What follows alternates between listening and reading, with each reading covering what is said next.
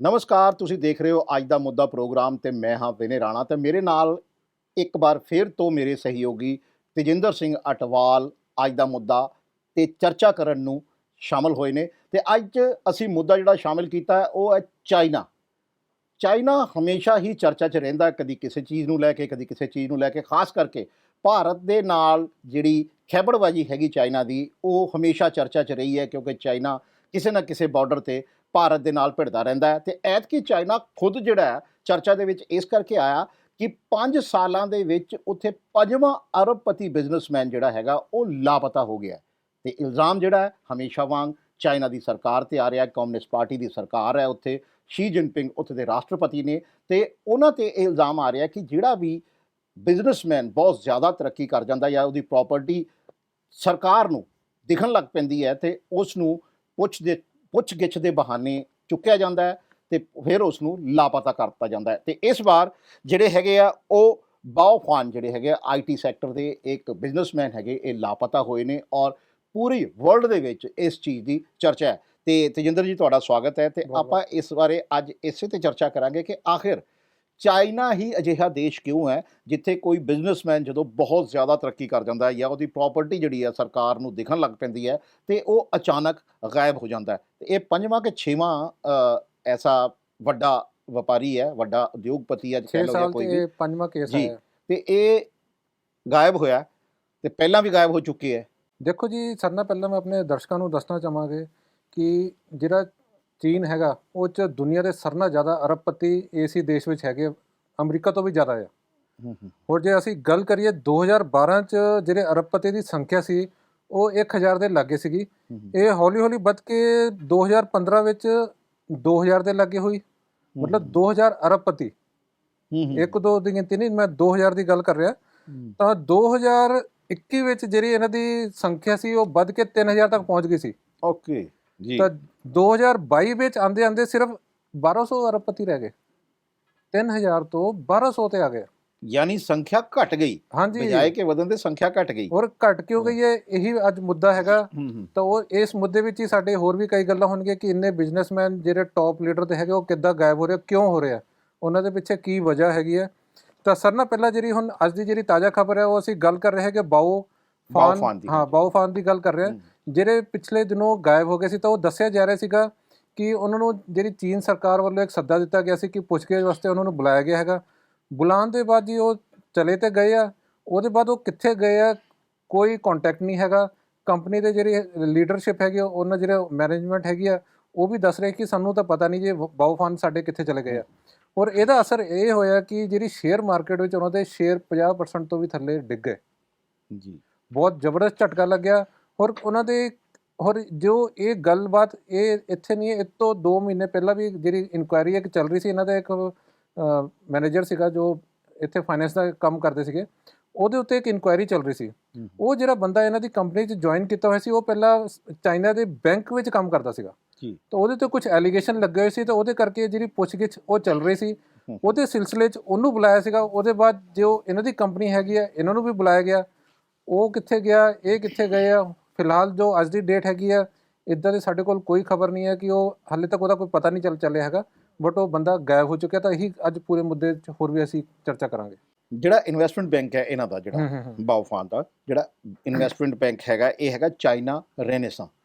ਤੇ ਉਹਨਾਂ ਦੇ ਜਿਹੜੀ ਮੈਨੇਜਮੈਂਟ ਹੈਗੀ ਹੈ, ਜਦੋਂ ਉਹਨਾਂ ਤੋਂ ਪੁੱਛਿਆ ਗਿਆ ਕਿ ਬਾਓ ਫਾਨ ਦਾ ਤੁਹਾਨੂੰ ਕੋਈ ਇਨਫੋਰਮੇਸ਼ਨ ਹੈਗੀ ਹੈ, ਤੇ ਉਹਨਾਂ ਨੇ ਕਿਹਾ ਕਿ ਨਹੀਂ ਜੀ, ਸਾਡੇ ਤਾਂ ਕੰਟੈਕਟ 'ਚ ਹੀ ਨਹੀਂ ਹੈਗੇ, ਬਹੁਤ ਟਾਈਮ ਹੋ ਗਿਆ ਸਾਡੇ ਕੰਟੈਕਟ 'ਚ ਹੀ ਨਹੀਂ ਹੈਗੇ। ਔਰ ਇਹ ਬੜੀ ਅਜੀਬ ਜੀ ਗੱਲ ਹੈ ਕਿ ਇੱਕ ਅਰਬਪਤੀ ਵਪਾਰੀ ਇੱਕ ਦੇਸ਼ ਦੇ ਲਈ ਸਰਕਾਰ ਦੇ ਖਜ਼ਾਨੇ ਦਾ ਹਿੱਸਾ ਬਣਨ 'ਚ ਸੋਰਸ ਹੁੰਦਾ। ਉਹ ਸਰਕਾਰ ਦੇ ਖਜ਼ਾਨੇ 'ਚ ਬਹੁਤ ਵੱਡਾ ਯੋਗਦਾਨ ਇੱਕ ਅਰਬਪਤੀਆਂ ਵੱਲੋਂ ਪਾਇਆ ਜਾਂਦਾ ਹੈ ਟੈਕਸ ਦੇ ਰੂਪ ਦੇ ਵਿੱਚ। ਈਵਨ ਕਿ ਉਹਨਾਂ ਦੇ ਕੋਲ ਜਿਹੜੇ ਵੱਡੇ ਉਹ ਜੌਬਸ ਹੈਗੀਆਂ, ਜਿਹੜੀਆਂ ਵੱਡੀਆਂ ਜੌਬਸ ਹੈਗੀਆਂ, ਉਹ ਵੱਡੇ ਵੱਡੇ ਟੈਕਸ ਭਰਦੇ ਆ। ਤੇ ਜਿਸ ਦੇਸ਼ ਦੇ ਵਿੱਚ ਅਰਬਪਤੀ ਹੀ ਗਾਇਬ ਹੋਣ ਲੱਗ ਪੈਣ ਤਾਂ ਉਸ ਦੇਸ਼ ਦਾ ਤੁਸੀਂ ਭਵਿੱਖ ਕੀ ਦੇਖਦੇ ਹੋ? ਦੇਖੋ ਜੀ, ਇਹ ਜਿਹੜਾ ਬੰਦਾ ਹੈਗਾ ਆਪਾਂ ਜਿਹਦੀ ਗੱਲ ਕਰ ਰਹੇ ਬਾਓ ਫਾਨ, ਇਹ ਕੋਈ ਛੋਟਾ ਮੋਟਾ ਨਹੀਂ ਹੈਗਾ। ਇਹ ਬਹੁਤ ਤਗੜਾ ਫਾਈਨੈਂਸਰ ਹੈਗਾ। ਇਹ ਕਈ ਜਿਹੜੀ ਕੰਪਨੀ ਹੈ ਉਹਨਾਂ ਦਾ ਵਿਲੇਅ ਕਰਾ ਚੁੱਕਿਆ ਹੈਗਾ, ਕਈ ਫੰਡਿੰਗ ਕਰ ਚੁੱਕਿਆ ਹੈਗਾ। ਤਾਂ ਇਹਨਾਂ ਦੇ ਜਦੋਂ ਇੱਕ ਚਾਈਨਾ ਗਵਰਨਮੈਂਟ ਵੱਲੋਂ ਇੱਕ ਆਦੇਸ਼ ਆਉਂਦੇ ਹੈਗੇ ਕਿ ਅਸੀਂ ਜਾਂਚ ਪੜਤਾਲ ਕਰਨੀ ਹੈ। ਜਾਂਚ ਪੜਤਾਲ ਇਹਨਾਂ ਦੀ ਜੋ ਪਿਛਲਾ ਰਿਕਾਰਡ ਹੈ ਕੋਈ ਇੰਨਾ ਚੰਗਾ ਨਹੀਂ ਰਿਹਾ ਹੈਗਾ ਕਿ ਜਦੋਂ ਦੀ ਜੋਏ ਸ਼ਿਨਪਿੰਗ ਸਰਕਾਰ ਬਣੀ ਹੈ 2021 ਉਸਲੇ ਦੇ ਇਹਨਾਂ ਦੇ ਕੁਝ ਹਾਲਾਤ ਇਦਾਂ ਹੀ ਚੱਲਦੇ ਪਏ ਆ। ਤਾਂ ਇਸ ਤੋਂ ਪਹਿਲਾਂ ਜੇ ਅਸੀਂ ਗੱਲ ਕਰੀਏ ਕਿ ਕੁਝ ਸਮਾਂ ਪਹਿਲਾਂ ਜਿਹੜੇ ਆਪਣੇ ਅਮੇਜ਼ਨ ਦੇ ਉਦਯੋਗਪਤੀ ਉਹ ਵੀ ਗਾਇਬ ਹੋ ਗਏ ਸੀ, ਤਾਂ ਉਹਨਾਂ ਦਾ ਵੀ ਇਦਾਂ ਹੀ ਸਿਲਸਿਲਾ ਰਿਹਾ ਸੀ। ਉਹ ਸਾਲ ਦੇ ਬਾਅਦ ਅਗਲੇ ਸਾਲ ਜਾ ਕੇ ਜਾਪਾਨ 'ਚ ਜਾ ਕੇ ਮਿਲੇ ਸੀਗੇ ਜੀ। ਉਹਨਾਂ 'ਤੇ ਵੀ ਕੁਝ ਇਨਵੈਸਟੀਗੇਸ਼ਨ ਚੱਲ ਰਹੀ ਸੀ, ਬਟ ਉਹਨਾਂ ਦਾ ਜਿਹੜਾ ਮੁੱਦਾ ਸੀ ਉਹ ਕੁਝ ਅਲੱਗ ਸੀਗਾ।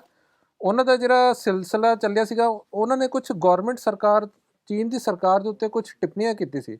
ਉਹਨਾਂ ਦੀ ਜਿਹੜੀ ਟਿੱਪਣੀਆਂ ਸੀ ਉਹ ਇਸ ਕਰਕੇ ਸੀ ਕਿ ਜਿਹੜੀ ਚੀਨ ਦੀ ਸਰਕਾਰ ਆ ਉਹ ਉਦਯੋਗਪਤੀਆਂ ਨਾਲ ਜਿਹੜਾ ਫਾਈਨੈਂਸ਼ੀਅਲ ਡਿਪਾਰਟਮੈਂਟ ਹੈ ਜਾਂ ਆਪਾਂ ਕ੍ਰਾਈਸਿਸ ਕਹੀਏ, ਉਹ ਕਹਿੰਦੇ ਸੀ ਇਹ ਚੀਨ ਦੀ ਸਾਡੀ ਜਿਹੜੇ ਬਿਜ਼ਨਸ ਹੈਗਾ ਉਹ 'ਚ ਯਾਨੀ ਉਹ ਕਹਿੰਦੇ ਸੀ ਕਿ ਜਿਹੜਾ ਚੀਨ ਦੀ ਜਿਹੜੀ ਫਾਈਨੈਂਸ ਪਾਲਿਸੀ ਹੈ ਉਹ ਵਧੀਆ ਨਹੀਂ ਹੈਗੀ, ਉਹ ਕੰਪਨੀ ਵਿੱਚ ਬਹੁਤ ਜ਼ਿਆਦਾ ਇੰਟਰਫੇਰੈਂਸ ਹੈਗੀ ਆ ਜੀ। ਤਾਂ ਉਹਨਾਂ ਨੂੰ ਉਹ ਚੀਜ਼ਾਂ ਬਰਦਾਸ਼ਤ ਨਹੀਂ ਹੋ ਰਹੀਆਂ ਸੀ। ਉਹਦੇ ਕਰਕੇ ਉਹਨਾਂ ਨੇ ਇੱਕ ਸਟੇਟਮੈਂਟ ਦਿੱਤੀ।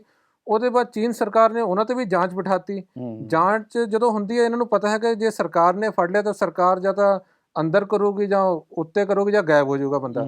ਉਹ ਤੋਂ ਸਰਕਾਰ ਦੇ ਡਰਦੇ ਹੀ ਬੰਦੇ ਸਾਰੇ ਇੱਧਰ ਉੱਧਰ ਹੋ ਜਾਂਦੇ ਆ। ਤਾਂ ਕਈਆਂ ਦਾ ਤਾਂ ਪਤਾ ਨਹੀਂ ਚੱਲਦਾ, ਕਈ ਜੇਲ੍ਹ ਚਲੇ ਗਏ ਆ, ਕਈ ਜੇਲ੍ਹ ਵਿੱਚੋਂ ਹੀ ਵਾਪਸ ਨਹੀਂ ਆਏ, ਕਈਆਂ ਦੀ ਡੈਥ ਹੋ ਗਈ। ਤਾਂ ਇਹ ਕਾਫੀ ਸਿਲਸਿਲਾ ਖਤਰਨਾਕ ਹੀ ਹੈਗਾ, ਤਾਂ ਇਹ ਡਰਾਉਣ ਵਾਲਾ ਵੀ ਹੈਗਾ। ਤਾਂ ਇਹ 'ਤੇ ਆਪਾਂ ਗੱਲ ਕਰ ਰਹੇ ਹਾਂ। ਚਾਈਨਾ ਦੇ ਵਿੱਚ ਜਿਹੜਾ ਹੈਗਾ ਉਹ ਸਿਰਫ ਵੱਡੇ ਉਦਯੋਗਪਤੀ ਨਹੀਂ, ਤਕਰੀਬਨ ਕਲਾਕਾਰ, ਕਈ ਵੱਡੇ ਖਿਲਾੜੀ, ਕਈ ਵੱਡੇ ਐਕਟਿਵਿਸਟ ਜਿਹੜੇ ਹੈਗੇ ਆ ਉਹ ਵੀ ਲਾਪਤਾ ਹੋਏ ਨੇ, ਕਿਉਂਕਿ ਉਹ ਵੀ ਜਦੋਂ ਬਹੁਤ ਜ਼ਿਆਦਾ ਪੋਪੂਲਰ ਹੋ ਜਾਂਦੇ ਜਾਂ ਸਰਕਾਰ ਦੇ ਖਿਲਾਫ ਕੁਝ ਕਹਿ ਦਿੰਦੇ ਨੇ ਤੇ ਉਹਨਾਂ ਨੂੰ ਵੀ ਸਰਕਾਰ ਪੁੱਛਗਿੱਛ ਦੇ ਲਈ ਬੁਲਾਉਂਦੀ ਹੈ। ਯਾਨੀ ਜਿਹੜੇ ਸੰਬੰਧਿਤ ਡਿਪਾਰਟਮੈਂਟ ਹੈਗੇ ਆ ਉਹ ਪੁੱਛਗਿੱਛ ਲਈ ਬੁਲਾਉਂਦੇ ਆ। ਉਸ ਤੋਂ ਬਾਅਦ ਉਹ ਕਿੱਥੇ ਜਾਂਦੇ ਆ ਕਿੱਥੇ ਨਹੀਂ ਜਾਂਦੇ ਇਹ ਅੱਜ ਤੱਕ ਪਤਾ ਹੀ ਨਹੀਂ ਚੱਲਿਆ। ਜਿਹਨਾਂ ਦੀ ਤੁਸੀਂ ਗੱਲ ਕਰ ਰਹੇ ਕਿ ਉਹ ਜਾਪਾਨ 'ਚ ਮਿਲੇ ਸੀਗੇ ਤੇ ਕਹਿੰਦੇ ਜਦੋਂ ਉਹ ਜਾਪਾਨ ਦੇ ਵਿੱਚ ਮਿਲੇ ਜਾਂ ਅੱਜ ਤੱਕ ਜਿਹੜੇ ਵੀ ਬੰਦੇ ਗਾਇਬ ਹੋਏ ਆ, ਜਿਹੜੇ ਵੀ ਚਾਹੇ ਬਿਜ਼ਨਸਮੈਨ, ਚਾਹੇ ਖਿਲਾੜੀ ਹੈ, ਚਾਹੇ ਐਕਟਿਵਿਸਟ ਨੇ, ਕੋਈ ਵੀ ਹੈ ਕਲਾਕਾਰ ਨੇ, ਉਹ ਜਦੋਂ ਵਾਪਸ ਆਉਂਦੇ ਆ ਕੁਝ ਸਾਲਾਂ ਬਾਅਦ, 1 ਸਾਲ ਬਾਅਦ ਜਾਂ 1.5 ਸਾਲ ਬਾਅਦ, ਜੇ ਜਿਹੜਾ ਗਾਇਬ ਹੁੰਦਾ ਜੇਕਰ ਪਹਿਲੀ ਤਾਂ ਅਗਲਾ ਵਾਪਸ ਹੀ ਨਹੀਂ ਆਉਂਦਾ, ਜੇ ਜਿਹੜਾ ਵਾਪਸ ਆਉਂਦਾ ਉਹ ਸਰਕਾਰ ਦੀ ਭਾਸ਼ਾ ਬੋਲਣ ਲੱਗ ਪੈਂਦਾ। ਤੇ ਇੱਥੋਂ ਤਾਂ ਸਿੱਧਾ ਹੀ ਇਹ ਜ਼ਾਹਿਰ ਹੁੰਦਾ ਕਿ ਹਾਂ ਵੀ ਸਰਕਾਰ ਦਾ ਪੰਗਾ। ਕੁਝ ਮਾਹੌਲ ਬਹੁਤ ਡਰਦਾ। ਜਿੱਦਾਂ ਹੁਣ ਬਾਓਫਨ ਦੀ ਗੱਲ ਕਰੀਏ, 16 ਫਰਵਰੀ ਦੇ ਗਾਇਬ ਹੈਗੇ ਆ, ਹੁਣ ਅੱਜ ਹੋ ਗਈ 27 ਫਰਵਰੀ। ਤਾਂ ਹਾਲੇ ਤੱਕ ਉਹਨਾਂ ਨੂੰ ਜਾਂਚ ਦੇ ਨਾਂ 'ਤੇ ਸਰਕਾਰ ਨੇ ਬੁਲਾਇਆ ਸੀ। ਉਹ ਕਿੱਥੇ ਬੁਲਾਇਆ? ਸਰਕਾਰ ਵੱਲੋਂ ਵੀ ਕੋਈ ਇੱਦਾਂ ਦੇ ਆਦੇਸ਼ ਨਹੀਂ ਆਉਂਦੇ, ਨਾ ਕੋਈ ਇਨਫੋਰਮੇਸ਼ਨ ਦਿੱਤੀ ਜਾਂਦੀ ਹੈ ਕਿ ਇਹ ਬੰਦਾ ਸਾਡੇ ਕੋਲ ਹੈਗਾ। ਤਾਂ ਕੰਪਨੀ ਨੂੰ ਪਤਾ ਕਰੋ ਤਾਂ ਕੰਪਨੀ ਨੂੰ ਵੀ ਪਤਾ ਨਹੀਂ ਚੱਲਦਾ। ਹੋਰ ਇਹੀ ਚੱਕਰ ਸੀਗਾ ਕਿ ਜਿਹੜਾ ਇਹਨਾਂ ਦੇ ਕਰਕੇ ਇਹਨਾਂ ਦੀ ਕੰਪਨੀ ਦੇ ਪ੍ਰਤੀ ਲੋਕਾਂ ਦਾ ਭਰੋਸਾ ਉੱਠ ਗਿਆ ਕਿ ਸ਼ਾਇਦ ਇਹ ਕੰਪਨੀ ਕਿਤੇ ਬੰਦ ਤਾਂ ਨਹੀਂ ਹੋਣ ਵਾਲੀ। ਉਹਦੇ ਚੱਕਰ 'ਚ ਇਹਨਾਂ ਦੇ 50 ਤੋਂ ਜ਼ਿਆਦਾ % ਸ਼ੇਅਰ ਡਿੱਗ ਚੁੱਕੇ ਆ ਮਾਰਕੀਟ ਵਿੱਚ। ਹੋਰ ਜਿਨ੍ਹਾਂ ਦੀ ਆਪਾਂ ਗੱਲ ਕਰ ਰਹੇ ਸੀ ਆਪਣੇ ਅਮੇਜ਼ਨ ਦੇ, ਜੈਕਮਾ ਉਹਨਾਂ ਦਾ ਨਾਂ ਸੀ, ਉਹ ਕਾਫੀ ਫੇਮਸ ਹੈ, ਪਹਿਲਾਂ ਨਜ਼ਰ ਵੀ ਆਉਂਦੇ ਸੀ। ਹੁਣ ਤੁਸੀਂ ਦੇਖੋਗੇ ਉਹ ਇੱਦਾਂ ਦੀ ਕੋਈ ਸਟੇਟਮੈਂਟ ਨਹੀਂ ਦੇ ਰਹੇ, ਨਾ ਉਹ ਪਬਲਿਕ ਪਲੇਸ 'ਤੇ ਨਜ਼ਰ ਆ ਰਹੇ ਆ। ਉਹ ਵੀ ਅਕਤੂਬਰ 2020 'ਚ ਗਾਇਬ ਹੋਏ ਸੀ। ਉਹਨਾਂ ਨੂੰ ਵੀ ਸਰਕਾਰ ਦੀ ਜਾਂਚ ਵਾਸਤੇ ਬੁਲਾਇਆ ਸੀ, ਬਟ ਉਹ 2 ਮਹੀਨੇ ਬਾਅਦ ਉਹਨਾਂ ਦਾ ਇੱਕ ਪਬਲਿਕ IPO ਵੀ ਆਉਣ ਵਾਲਾ ਸੀ, ਉਹ ਵੀ ਰੁਕ ਗਿਆ। ਉਹਦੇ ਬਾਅਦ ਤੁਸੀਂ ਦੇਖੋ ਉਹਨਾਂ ਨੇ ਸਟੇਟਮੈਂਟ ਦੇਣੀ ਬੰਦ ਕਰਤੀ, ਪਬਲਿਕ 'ਚ ਆਉਣਾ ਬੰਦ ਕਰਤਾ। ਮਤਲਬ ਖੌਫ, ਡਰ ਇੰਨਾ ਹੋ ਜਾਂਦਾ ਹੈਗਾ, ਇੰਨਾ ਪ੍ਰੈਸ਼ਰ ਗੌਰਮੈਂਟ ਵੱਲੋਂ ਪਾਇਆ ਜਾਂਦਾ ਹੈਗਾ ਕਿ ਇਹਨਾਂ ਦੇ ਉੱਤੇ ਕੋਈ ਐਕਸ਼ਨ ਲੈਣਾ ਤਾਂ ਬਹੁਤ ਦੂਰ ਦੀ ਗੱਲ ਹੈ। ਤੁਸੀਂ ਗੌਰਮੈਂਟ ਦੇ ਖਿਲਾਫ ਕੋਈ ਗੱਲ ਨਹੀਂ ਕਰ ਸਕਦੇ, ਕੋਈ ਸਟੇਟਮੈਂਟ ਨਹੀਂ ਦੇ ਸਕਦੇ। ਤੁਹਾਡੇ ਉੱਤੇ ਇੰਨੀ ਜ਼ਿਆਦਾ ਇਨਕੁਆਇਰੀ ਬਿਠਾਈ ਜਾਂਦੀ ਹੈ ਕਿ ਤੁਹਾਨੂੰ ਕਿਸੇ ਨਾ ਕਿਸੇ ਕੇਸ 'ਚ ਫਸਾਇਆ ਜਾਂਦਾ ਹੈ, ਜੇਲ੍ਹ ਹੋ ਜਾਂਦੀ ਹੈਗੀ ਹੈ। ਤਾਂ ਉਹ ਜੇਲ੍ਹ ਵਾਲੇ ਕੇਸ ਵੀ ਆਪਾਂ ਡਿਸਕਸ ਕਰਾਂਗੇ ਇਹਦੇ ਵਿੱਚ। ਇਹ ਸਰਕਾਰ ਨਾ ਜਦੋਂ ਸ਼ੀ ਜਿਨਪਿੰਗ ਦੀ ਸਰਕਾਰ ਜਦੋਂ ਬਣੀ ਹੈ, ਇਹ ਕਮਿਊਨਿਸਟ ਪਾਰਟੀ ਦੇ ਅਧਿਅਕਸ਼ ਵੀ ਨੇ ਤੇ ਹੁਣ ਰਾਸ਼ਟਰਪਤੀ ਵੀ ਨੇ ਚਾਈਨਾ ਦੇ। ਇਹ 2012 ਦੇ ਵਿੱਚ ਇਹਨਾਂ ਦੀ ਜਦੋਂ ਸਰਕਾਰ ਬਣੀ ਸੀ ਤਾਂ ਇਹਨਾਂ ਨੇ ਇੱਕ ਮੁਹਿੰਮ ਸ਼ੁਰੂ ਕੀਤੀ ਸੀ ਭ੍ਰਿਸ਼ਟਾਚਾਰ ਦੇ ਖਿਲਾਫ। ਮਤਲਬ ਉਸ ਨੂੰ ਭ੍ਰਿਸ਼ਟਾਚਾਰ ਨੂੰ ਇੱਕ ਮੁੱਦਾ ਬਣਾਇਆ ਸੀ ਇਹਨਾਂ ਨੇ ਕਿ ਭ੍ਰਿਸ਼ਟਾਚਾਰ ਦੇ ਖਿਲਾਫ ਸਾਡੀ ਸਰਕਾਰ ਇੱਕ ਮੁਹਿੰਮ ਸ਼ੁਰੂ ਕਰੂਗੀ।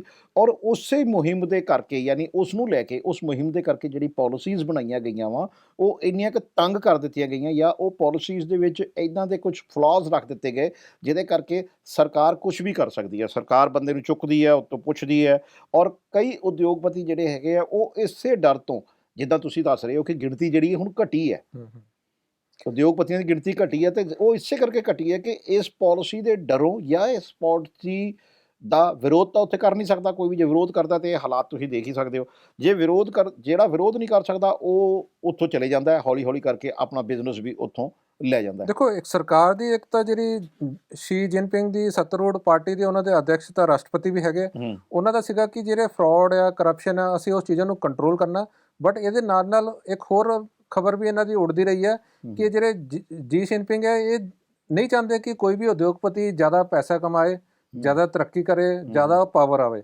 ਇਸ ਕਰਕੇ ਜਿਹੜਾ ਬੰਦਾ ਕਿਸੇ ਵੀ ਫੀਲਡ ਵਿੱਚ ਜ਼ਿਆਦਾ ਪਾਵਰ ਆਉਣਾ ਸ਼ੁਰੂ ਹੋ ਜਾਂਦਾ ਹੈ, ਇਹ ਉਸ ਬੰਦੇ ਉੱਤੇ ਦਬਾਅ ਪਾਉਣਾ ਸ਼ੁਰੂ ਕਰ ਦਿੰਦੇ। ਉਹਦੇ ਉੱਤੇ ਕੋਈ ਨਾ ਕੋਈ ਕੇਸ, ਐਲੀਗੇਸ਼ਨ ਇਨਕਮ ਟੈਕਸ ਜੋ ਮਰਜ਼ੀ ਤੁਹਾਡੇ ਫੰਡ ਦੀ ਹੇਰਾਫੇਰੀ ਹੈ, ਕੁਝ ਵੀ ਹੈ, ਐਲੀਗੇਸ਼ਨ ਇਦਾਂ ਦੇ ਲੱਗਦੇ ਕਿ ਉਹ ਬੰਦੇ ਨੂੰ ਉੱਥੋਂ ਦੀ ਗਾਇਬ ਹੀ ਹੋਣਾ ਪੈਂਦਾ। ਜੇ ਗਾਇਬ ਨਹੀਂ ਹੋਗਾ ਤਾਂ ਸਰਕਾਰ ਫੜ ਕੇ ਲੈ ਜਾਊਗੀ, ਜੇ ਫੜ ਕੇ ਲੈ ਜਾਊਗੀ ਤਾਂ ਕਦੋਂ ਛੱਡੂਗੀ ਕੁਝ ਨਹੀਂ ਪਤਾ।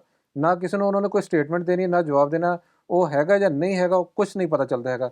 ਤੇ ਇਹ ਚੀਜ਼ਾਂ ਕਰਕੇ ਜਿਹੜਾ ਚੀਨ ਦਾ ਮਾਹੌਲ ਥੋੜ੍ਹਾ ਬਹੁਤ ਡਰ ਵਾਲਾ ਹੋ ਚੁੱਕਿਆ ਹੈਗਾ। ਤਾਂ ਉੱਥੇ ਜਿੰਨੇ ਵੀ ਉਦਯੋਗਪਤੀ ਆ ਹੁਣ ਕਾਫੀ ਸਹਿਮੇ ਵੀ ਹੈਗੇ ਕਿ ਉਹ ਬਿਜ਼ਨਸ ਕਰਨ ਤੇ ਜੇ ਤਰੱਕੀ ਕਰ ਲੈਂਦੇ ਆ ਤਾਂ ਉੱਥੇ ਉਹਨਾਂ ਦੀ ਕੋਈ ਚੱਲ ਨਹੀਂ ਰਹੀ, ਤਾਂ ਕਈ ਸ਼ਾਇਦ ਮੈਨੂੰ ਲੱਗਦਾ ਬੰਦ ਕਰਕੇ ਵੀ ਉੱਥੋਂ ਦੀ ਜਿਹੜੇ ਦੂਸਰੀ ਕੰਟਰੀ 'ਚ ਮੂਵ ਹੋਣੇ ਸ਼ੁਰੂ ਹੋ ਗਏ ਆ। ਨਹੀਂ, ਜਨਤਾ ਦੇ ਵਿੱਚ ਵੀ ਤਕਰੀਬਨ ਉੱਥੇ ਜਿਹੜੇ ਲੋਕ ਨੇ ਉਹਨਾਂ 'ਚ ਵੀ ਇਹ ਧਾਰਨਾ ਬਣ ਗਈ ਹੈ ਕਿ ਜਿਹੜੇ ਵੀ ਉਦਯੋਗਪਤੀ ਬਹੁਤ ਵੱਡੇ ਹੋ ਜਾਂਦੇ, ਬਹੁਤ ਅਮੀਰ ਹੋ ਜਾਂਦੇ, ਉਹਨਾਂ ਦੀ ਜਾਇਦਾਦ ਬਹੁਤ ਵੱਧ ਜਾਂਦੀ। ਇਹ ਮਤਲਬ ਸ਼ੀ ਜਿਨਪਿੰਗ ਦਾ ਪਰਸਨਲ ਜਿਹੜੀ ਹੈਗੀ ਹੈ ਉਹ ਵੀ ਏਜੰਡਾ ਹੋ ਸਕਦਾ ਹੈ ਕਿ ਜਿਸ ਦੀ ਵੀ ਪ੍ਰਾਪਰਟੀ ਵਧੇ ਉਹਨੂੰ ਪ੍ਰੈਸ਼ਰ 'ਚ ਲੈ ਆਓ, ਤਾਂ ਕਿ ਉਹ ਇਹ ਨਾ ਹੋਵੇ ਕਿ ਕੱਲ੍ਹ ਨੂੰ ਸਰਕਾਰ 'ਤੇ ਹਾਵੀ ਹੋਣ ਦੀ ਕੋਸ਼ਿਸ਼ ਕਰੇ। ਯਾਨੀ ਕਮਿਊਨਿਸਟ ਪਾਰਟੀ ਦੀ ਸਰਕਾਰ ਜਿੱਥੇ ਜਿੱਥੇ ਵੀ ਹੈਗੀ ਹੈ, ਕਮਿਊਨਿਸਟ ਪਾਰਟੀ ਦਾ ਇਹ ਸੁਭਾਅ ਰਿਹਾ ਹਮੇਸ਼ਾ। ਕਮਿਊਨਿਸਟ ਪਾਰਟੀਆਂ ਜਿਹੜੀਆਂ ਹੈਗੀਆਂ ਇਹ ਸਰਕਾਰ 'ਚ ਬੇਸ਼ੱਕ ਆ ਜਾਣ, ਪਰ ਇਹ ਇੱਕ ਐਂਟੀ ਮੂਵਮੈਂਟ ਜਿਹੜੀ ਹੈਗੀ ਹੈ ਉਹ ਚਾਹੇ ਕਿਸੇ ਪਬਲਿਕ ਦੇ ਖਿਲਾਫ ਹੋਵੇ, ਭਾਵੇਂ ਉੱਥੇ ਦੇ ਵਪਾਰੀਆਂ ਦੇ ਖਿਲਾਫ ਹੋਵੇ, ਐਂਟੀ ਮੂਵਮੈਂਟ ਜਿਹੜਾ ਹੈਗਾ ਉਹ ਇਹਨਾਂ ਦਾ ਸੁਭਾਅ ਦੇ ਵਿੱਚ ਸ਼ਾਮਲ ਹੈਗੀ ਹੈ। ਦੇਖੋ ਜੀ, ਜਿਹੜਾ ਸ਼ੀ ਜਿਨਪਿੰਗ ਹੈਗੇ ਉਹਨਾਂ ਦਾ ਮੇਨ ਮੁੱਦਾ ਹੈ ਕਿ ਜੋ ਵੀ ਬੰਦਾ ਸਰਕਾਰ ਦੇ ਖਿਲਾਫ ਆਵਾਜ਼ ਉਠਾਉਂਦਾ ਹੈਗਾ ਉਹਨੂੰ ਇੰਨਾ ਤੰਗ ਕੀਤਾ ਜਾਂਦਾ ਕਿ ਆਖਿਰਕਾਰ ਉਹ ਆਪਣਾ ਰੁਖ ਹੀ ਬਦਲ ਲੈਂਦਾ ਹੈਗਾ। ਜਾਂ ਤਾਂ ਅਗਰ ਉਹ ਨਹੀਂ ਬਦਲੂਗਾ ਤਾਂ ਜੇਲ੍ਹ ਭੇਜ ਦਿੰਦੇ ਹੈਗੇ, ਜੇ ਬਦਲ ਲੂਗਾ ਤਾਂ ਫੇਰ ਉਹ ਵਾਪਸ ਛੱਡਦੇ ਹੈਗੇ। ਤਾਂ ਹੁਣ ਮੈਂ ਤੁਹਾਨੂੰ ਇੱਦਾਂ ਦੀ ਇੱਕ ਘਟਨਾ ਦੱਸਦਾ ਕਿ ਜਿਹੜੀ ਆਪਾਂ ਗੱਲ ਕਰ ਰਹੇ ਕਿ 4-5 ਉਦਯੋਗਪਤੀ ਜਾਂ ਬਿਜ਼ਨਸਮੈਨ ਜਿਹੜੇ ਅਰਬਪਤੀ ਸੀਗੇ, ਉਹਨਾਂ ਵਿੱਚ ਇੱਕ ਸਪੋਰਟਸ ਖਿਲਾੜੀ ਵੀ ਸੀ, ਪੈਂਗ ਸ਼ੂਈ, ਜਿਹੜੀ ਟੈਨਿਸ ਪਲੇਅਰ ਸੀ। ਉਹ 2003 ਨਵੰਬਰ 2021 'ਚ ਗਾਇਬ ਹੋਈ ਸੀ। ਹੁਣ ਤੁਸੀਂ ਸੋਚੋਗੇ ਕਿ ਬਿਜ਼ਨਸਮੈਨ ਗਾਇਬ ਹੋ ਰਹੇ, ਉਹ ਹੋ ਰਹੇ, ਤਾਂ ਇਹ ਸਪੋਰਟਸ ਵਾਲੀ ਜਿਹੜੀ ਖਿਲਾੜੀ ਹੈ ਇਹ ਕੀ ਚੱਕਰ ਹੋਇਆ? ਇਹਦੇ ਵਿੱਚ ਚੱਕਰ ਇਹ ਸੀ ਕਿ ਇਹਨ ਵੀ ਐਲੀਗੇਸ਼ਨ ਲਗਾਏ ਸੀ ਜਿਹੜਾ ਆਪਣੇ ਟੌਪ ਸੀਨੀਅਰ ਹੈਗੇ ਆ ਕਿ ਉਹਨਾਂ ਨਾਲ ਕੁਝ ਗਲਤ ਤਰੀਕੇ ਨਾਲ ਹੋਇਆ ਸੀ। ਸਪੋਰਟਸ ਅਥਾਰਟੀਜ਼ ਹਾਂ, ਸਪੋਰਟਸ ਅਥਾਰਟੀ ਦੇ ਇਹਨਾਂ ਨੇ ਕੁਐਸਚਨ ਚੱਕੇ ਸੀ। ਉਹਦੇ ਬਾਅਦ ਇਹਨਾਂ ਨੂੰ ਇੱਕ ਈਮੇਲ ਆਇਆ ਸੀ, ਉਹਦੇ ਅਪੀਅਰੈਂਸ ਉਹਦੇ ਬਾਅਦ 15 ਦਿਨ ਦੇ ਬਾਅਦ ਇਹ ਨਜ਼ਰ ਆਈ ਸੀ। ਤਾਂ ਪੈਂਗ ਨੇ ਕਹਾ ਤਾਂ ਉਹਦੇ ਬਾਅਦ ਇਹ ਮੁੱਕਰੀ ਗਈ। ਇਹ ਜਿੰਨੇ ਵੀ ਆਰੋਪ ਮੰਤਰੀਆਂ ਤੇ ਜਾਂ ਸਪੋਰਟਸ ਮਿਨਿਸਟਰੀ ਤੇ ਜਿਹੜੇ ਲਗਾਏ ਸੀਗੇ, ਜਦੋਂ ਇਹ ਵਾਪਸ ਆਈ ਹੈਗੀ ਆ ਗਾਇਬ ਹੋਣ ਦੇ ਬਾਅਦ, ਤੇ ਇਹ ਸਾਰੀ ਚੀਜ਼ਾਂ ਤੋਂ ਮਨਾ ਕਰਤਾ। ਕਹਿੰਦੀ ਮੈਂ ਕਿਸੇ ਨੂੰ ਕੋਈ ਮੇਲ ਨਹੀਂ ਭੇਜੀ, ਮੈਂ ਕੋਈ ਐਲੀਗੇਸ਼ਨ ਨਹੀਂ ਲਾਇਆ, ਮੈਂ ਕੁਝ ਨਹੀਂ ਕਹਿਣਾ ਚਾਹੁੰਦੀ। ਔਰ ਉਹਦੇ ਬਾਅਦ ਇਹ ਅੱਜ ਤੱਕ ਮੈਨੂੰ ਲੱਗਦਾ ਹੈਗਾ ਕੋਈ ਬੜਾ ਟੂਰਨਾਮੈਂਟ ਵੀ ਨਹੀਂ ਖੇਲਿਆ ਹੈਗਾ।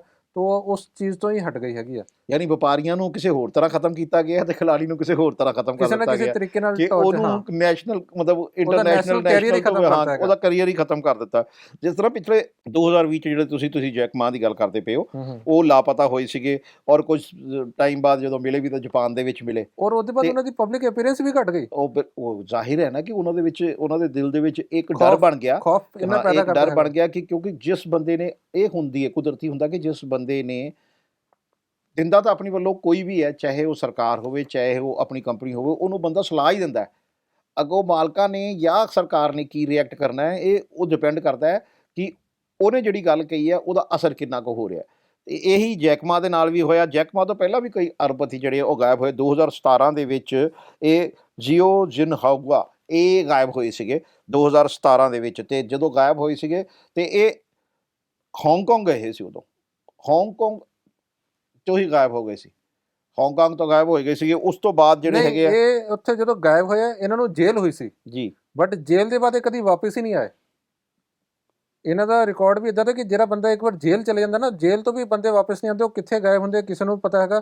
ਹੋਰ ਇਹਨਾਂ ਦਾ ਬਿਜ਼ਨਸ ਟੋਟਲ ਗਵਰਨਮੈਂਟ ਨੇ ਕੰਟਰੋਲ ਕਰ ਲਿਆ। ਇਹ ਵੀ ਦੇਖੋ 13 ਸਾਲ ਦੀ ਸਜ਼ਾ ਹੋਈ ਸੀ ਨਾ। ਹਾਂਜੀ ਹਾਂਜੀ ਹਾਂਜੀ, ਇਹਨਾਂ 13 ਸਾਲ ਦੀ ਸਜ਼ਾ ਹੋਈ, ਲੇਕਿਨ ਉਸ ਤੋਂ ਬਾਅਦ 13 ਸਾਲ ਖੈਰ 13 ਸਾਲ ਨੂੰ ਤਾਂ ਹਜੇ ਸਮਾਂ ਵੀ ਹੈਗਾ ਅਤੇ ਹੋ ਸਕਦਾ ਕਿ ਜੇਲ੍ਹ ਦੇ ਵਿੱਚ ਹੀ ਹੋਣ। ਲੇਕਿਨ ਉਹੀ ਗੱਲ ਹੋਈ ਨਾ ਕਿ ਇੱਕ ਜਿਹੜਾ ਟੌਪ ਮੋਸਟ ਫਿਲਹਾਲ ਜੇਲ੍ਹ 'ਚ ਹੈ, ਇਹਨਾਂ ਦੀ ਹਾਲੇ ਵਾਪਸੀ ਨਹੀਂ ਹੋਈ। ਉਹ ਕਦੋਂ ਹੋਊਗੀ ਜਾਂ ਨਹੀਂ ਹੋਊਗੀ ਕੋਈ ਪਤਾ ਨਹੀਂ। ਅੱਗੇ ਜਾ ਕੇ ਟੌਪ ਮੋਸਟ ਜਿਹੜਾ ਬਿਜ਼ਨਸਮੈਨ ਹੈ ਜੋ ਆਪ ਹੀ ਜੇਲ੍ਹ 'ਚ ਚਲੇ ਗਿਆ, ਪਿੱਛੇ ਬਿਜ਼ਨਸ ਤਾਂ ਤਬਾਹ ਹੋਣਾ ਹੀ ਹੈ ਨਾ। ਨਹੀਂ, ਤਬਾਹ ਨਹੀਂ ਹੋਇਆ, ਸਰਕਾਰ ਨੇ ਪੂਰਾ ਕੰਟਰੋਲ ਕਰ ਲਿਆ। ਕੰਟਰੋਲ ਕਰ ਲਿਆ ਨਾ, ਕਿਉਂਕਿ ਚਲਾਉਣ ਵਾਲਾ ਹੀ ਹੈ ਨਹੀਂ ਗਾ ਕੋਈ। ਅਤੇ ਇਹ ਸਾਰੀਆਂ ਚੀਜ਼ਾਂ ਜਿਹੜੀਆਂ ਹੈਗੀਆਂ, ਜੇਕਰ ਇੱਦਾਂ ਹੀ ਕਿਸੇ ਦੇਸ਼ ਦੇ ਵਿੱਚ, ਅੱਛਾ ਆਪਣੇ ਇੱਥੇ ਉਲਟ ਹੈ ਭਾਰਤ ਦੇ ਵਿੱਚ, ਜੇ ਸਰਕਾਰ ਜਿਹੜੀ ਯੂਨੀਅਨ ਗਵਰਨਮੈਂਟ ਹੈਗੀ ਜੇ ਕਿਸੇ ਅਰਬਪਤੀ ਨੂੰ ਹੈਲਪ ਕਰ ਦਿੰਦੀ ਹੈ ਤਾਂ ਕਹਿੰਦੇ ਆ ਕਿ ਸਰਕਾਰ ਜਿਹੜੀ ਹੈਗੀ ਹੈ ਉਹਨੂੰ ਹੈਲਪ ਕਰ ਰਹੀ ਹੈ, ਉਹਨੂੰ ਵਿਕੀ ਹੋਈ ਹੈ ਸਰਕਾਰ, ਇਹ ਹੋ ਗਿਆ ਸਰਕਾਰ ਉਹਦੇ ਨਾਲ ਖੜੀ ਹੈ। ਬਿਲਕੁਲ ਉਲਟ ਸਿਸਟਮ ਹੈ। ਇਹ ਸਰਕਾਰ ਆਪਣੀ ਜਿਹੜੀ ਭਾਰਤ ਸਰਕਾਰ ਹੈਗੀ ਹੈ ਇਹ ਉਦਯੋਗਪਤੀ ਨੂੰ ਪ੍ਰਮੋਟ ਕਰਦੀ ਹੈ ਕਿ ਤੁਸੀਂ ਹੋਰ ਬਿਜ਼ਨਸ ਵਧਾਓ ਤਾਂ ਕਿ ਜਿਹੜੇ ਟੈਕਸ ਦੀ ਇਨਕਮ ਵਧੇ ਔਰ ਲੋਕਾਂ ਲਈ ਜੋਬ ਵਧੇ। ਤੇ ਉੱਥੇ ਉਲਟ ਕੰਮ ਹੈ ਕਿ ਉਦਯੋਗਪਤੀ ਨੂੰ ਡੱਕ ਦਿਓ ਤਾਂ ਕਿ ਜਿਹੜਾ ਉਹਦਾ ਬਿਜ਼ਨਸ ਹੈਗਾ ਉਹ ਵੀ ਜਾਂ ਤਾਂ ਠੱਪ ਸਰਕਾਰ ਦੇ ਔਰ ਅੰਡਰ ਤਰੱਕੀ ਨਾ ਕਰ ਸਕੇ ਸਾਰਾ ਹਾਂ। ਕੁਝ। ਤੇ ਇਹਦੇ ਨਾਲ ਹੀ ਆਪਾਂ ਇੱਕ ਹੋਰ ਹੈਗੇ ਗੋਆ ਗੁਆਨਚੰਗ, ਇਹ ਵੀ ਇਨਵੈਸਟਮੈਂਟ ਬੈਂਕਰ ਸੀ। ਇਹ 2000 ਦਸੰਬਰ ਵਿੱਚ 2015 ਚ ਗਾਇਬ ਹੋਏ ਸੀਗੇ, ਤਾਂ ਗਾਇਬ ਦੇ ਕੁਝ ਦਿਨਾਂ ਦੇ ਬਾਅਦ ਹੀ ਵਾਪਸ ਆ ਗਏ ਸੀ। ਔਰ ਉਹਨਾਂ ਦੇ ਜਦੋਂ ਵਾਪਸ ਆਏ ਤਾਂ 1.3 ਬਿਲੀਅਨ ਡਾਲਰ ਉਹਨਾਂ ਦੇ ਖਾਤੇ ਚੋਂ ਘਟ ਗਏ ਸੀ। ਇੰਨਾ ਜ਼ਬਰਦਸਤ ਨੁਕਸਾਨ ਸੋਚੋ। ਓਕੇ। ਕਿਉਂਕਿ ਉਹਨਾਂ ਨੇ ਗਵਰਨਮੈਂਟ ਦੇ ਅਗੇਂਸਟ ਕੰਮ ਕੀਤਾ ਸੀ। ਉਹਦੇ ਬਾਅਦ ਜੋ ਉਹਨਾਂ ਦੀ ਨੈਗੇਟਿਵ ਮੂਵਮੈਂਟਸ ਜੋ ਵੀ ਆਈ ਹੈਗੀ ਆ, ਲੋਕਾਂ ਨੂੰ ਜਾਂ ਇਨਵੈਸਟਰ ਨੂੰ ਇੰਨਾ ਡਰ ਬੈਠ ਗਿਆ ਕਿ ਸ਼ਾਇਦ ਸਰਕਾਰ ਇਹਦੇ ਉੱਤੇ ਕੋਈ ਐਕਸ਼ਨ ਨਾ ਲੈ ਲਵੇ। ਲੋਕਾਂ ਨੇ ਸਿਰਫ ਡਰ ਦੇ ਮਾਰੀ ਉਹਨਾਂ ਦੇ ਜੋ ਵੀ ਇਨਵੈਸਟਮੈਂਟ ਕੀਤੀ ਹੋਈ ਸੀ ਉਹਨਾਂ ਦੇ ਅਕਾਊਂਟ 'ਚੋਂ 1.3 ਬਿਲੀਅਨ ਡਾਲਰ, ਉਹਦਾ ਬਿਜ਼ਨਸ ਕੀ ਰਹਿ ਜਾਊਗਾ। ਮਤਲਬ ਇੱਕ ਸਰਕਾਰ ਨਾਲ ਜਿਹੜਾ ਪੰਗਾ ਲੈਣ ਵਾਲੀ ਗੱਲ ਆਪਾਂ ਕਰ ਰਹੇ ਹਾਂ, ਕੋਈ ਛੋਟੀ ਮੋਟੀ ਸਟੇਟਮੈਂਟ ਦਿੱਤੀ, ਤੁਸੀਂ ਕੁਝ ਵੀ ਆਵਾਜ਼ ਚੱਕਦੇ ਹੈਗੇ ਆ, ਉਹ ਤੁਹਾਨੂੰ ਇੰਨਾ ਭਾਰਾ ਪੈਂਦਾ ਕਿ ਤੁਹਾਨੂੰ ਆਪਣਾ ਬਿਜ਼ਨਸ ਹੀ ਸਮੇਟਣਾ ਪੈ ਜਾਂਦਾ ਹੈਗਾ।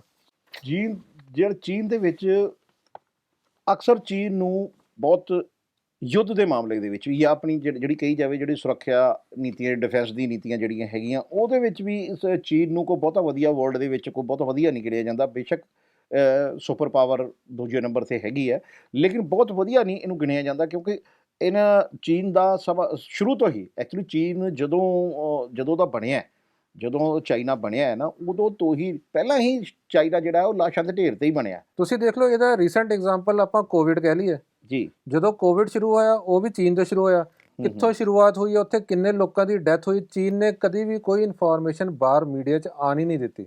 ਔਰ 2 ਸਾਲਾਂ 'ਚ ਦੁਨੀਆ 'ਚ ਹਰ ਪਾਸੇ ਇੰਨੀ ਡੈਥ ਹੋ ਰਹੀ ਸੀ, ਸਾਰੀ ਕੰਟਰੀਆਂ ਸ਼ੋਅ ਕਰ ਰਹੀ ਸੀ, ਬਟ ਇੱਕ ਚੀਨ ਸੀਗਾ ਉਹ ਕਹਿੰਦਾ ਸਾਡੇ ਇੱਥੇ ਕੋਈ ਡੈਥ ਨਹੀਂ ਹੈ, ਅਸੀਂ ਕੰਟਰੋਲ ਕੀਤਾ ਹੋਇਆ, ਏਰੀਆ ਸੀਲ ਕੀਤਾ ਹੋਇਆ, ਨਾ ਕਿਸੇ ਮੀਡੀਆ ਨੂੰ ਜਾਣ ਦਿੰਦੇ ਸੀ, ਨਾ ਕੋਈ ਮੀਡੀਆ ਦੀ ਖਬਰ ਬਾਹਰ ਆਉਂਦੀ ਸੀ। ਤਾਂ ਉੱਥੇ ਸ਼ੁਰੂ ਦਾ ਹੀ ਮਾਹੌਲ ਇੱਦਾਂ ਦਾ ਹੈਗਾ ਕਿ ਇਹ ਚਾਈਨਾ ਕਮਿਊਨਿਸਟਿੰਗ ਜਿਹੜੀ ਕੰਪਨੀ ਜੋ ਵੀ ਹੈਗੀ ਆ, ਪਾਰਟੀ ਇਹਨਾਂ ਦੀ ਹੈਗੀ ਆ, ਇੱਦਾਂ ਦੀ ਖਬਰਾਂ ਲੋਕਾਂ ਤੱਕ ਜਾਣ ਹੀ ਨਹੀਂ ਦਿੰਦੇ, ਨਾ ਕਿਸੇ ਨੂੰ ਬੋਲਣ ਦਿੰਦੇ ਹੈਗੇ ਆ।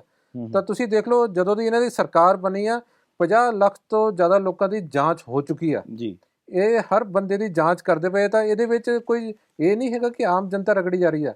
ਇਹ 'ਚ ਜਿਹੜੇ ਇਹਨਾਂ ਦੇ ਸੈਨਾ ਦੇ ਬੜੇ ਬੜੇ ਅਫਸਰ ਆ ਜਾਂ ਹੋਰ ਵਿਭਾਗ ਹੈਗੇ ਆ, ਉਹਨਾਂ ਦੀ ਵੀ ਜਾਂਚ ਕੀਤੀ ਜਾ ਰਹੀ ਆ। ਹੋਰ ਮੋਸਟਲੀ ਇਹਨਾਂ ਦਾ ਡਰ ਖੌਫ ਬਿਜ਼ਨਸਮੈਨ 'ਚ ਜ਼ਿਆਦਾ ਪੈਦਾ ਕੀਤਾ ਜਾ ਰਿਹਾ ਹੈਗਾ। ਹਾਂ ਬਿਲਕੁਲ, ਜਿੱਦਾਂ ਜਿਹੜੇ ਹਾਈ ਪ੍ਰੋਫਾਈਲ ਜਿੰਨੇ ਇਨਵੈਸਟਮੈਂਟ ਬੈਂਕਰ ਜਿੰਨੇ ਵੀ ਲਾਪਤਾ ਹੁੰਦੇ ਆ, ਜ਼ਾਹਿਰ ਹੈ ਕਿ ਜਦੋਂ ਜੇ ਉਹ ਬਿਜ਼ਨਸਮੈਨ ਚੱਕਿਆ ਜਾਂਦਾ ਜਦੋਂ, ਤੇ ਉਹਦੇ ਵਰਕਰਸ, ਉਹਦਾ ਪਰਿਵਾਰ ਆਪਣਾ, ਉਹਦੇ ਰਿਸ਼ਤੇਦਾਰ, ਜ਼ਾਹਿਰ ਹੈ ਕਿ ਜਦੋਂ ਸਰਕਾਰ ਕਿਸੇ ਨੂੰ ਚੁੱਕਦੀ ਹੈ ਜਾਂ ਸਰਕਾਰ ਕਿਸੇ ਨੂੰ ਗਾਇਬ ਕਰ ਦਿੰਦੀ ਹੈ ਔਰ ਸਰਕਾਰ 'ਤੇ ਇਲਜ਼ਾਮ ਆਉਂਦਾ ਕਿ ਇਹ ਸਾਡਾ ਜਿਹੜਾ ਬੰਦਾ ਹੈਗਾ ਇਹ ਸਰਕਾਰ ਨੇ ਗਾਇਬ ਕੀਤਾ, ਤੇ ਉਹਦੇ ਪਰਿਵਾਰ ਦੇ ਵਿੱਚ ਡਰ ਪੈਦਾ ਹੋਣਾ ਬਹੁਤ ਸੁਭਾਵਿਕ ਜੀ ਗੱਲ ਹੈ।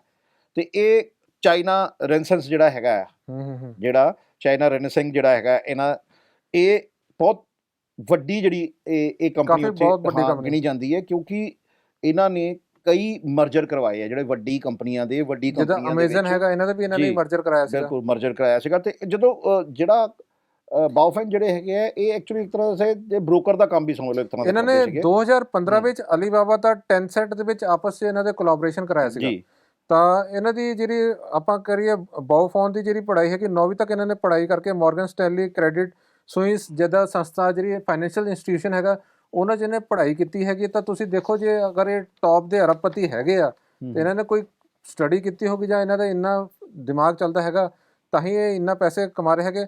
ਹੋਰ ਤੁਸੀਂ ਦੇਖ ਲਓ ਇਹਨਾਂ ਦੀ ਜਿਹੜੀ ਕੰਪਨੀ ਹਾਂਗਕਾਂਗ ਦੇ ਸਟਾਕ ਲਿਸਟ ਵਿੱਚ 2018 ਚ ਲਿਸਟ ਹੋ ਗਈ ਸੀ ਜੀ। ਤਾਂ ਉਹਦੇ ਬਾਅਦ ਇਹਨਾਂ ਦੇ 2021 ਚ ਨਿਊਯਾਰਕ ਵਿੱਚ ਵੀ ਇਹਨਾਂ ਨੇ ਸਟਾਕ ਐਕਸਚੇਂਜ 'ਚ ਆ ਗਈ ਹੈ।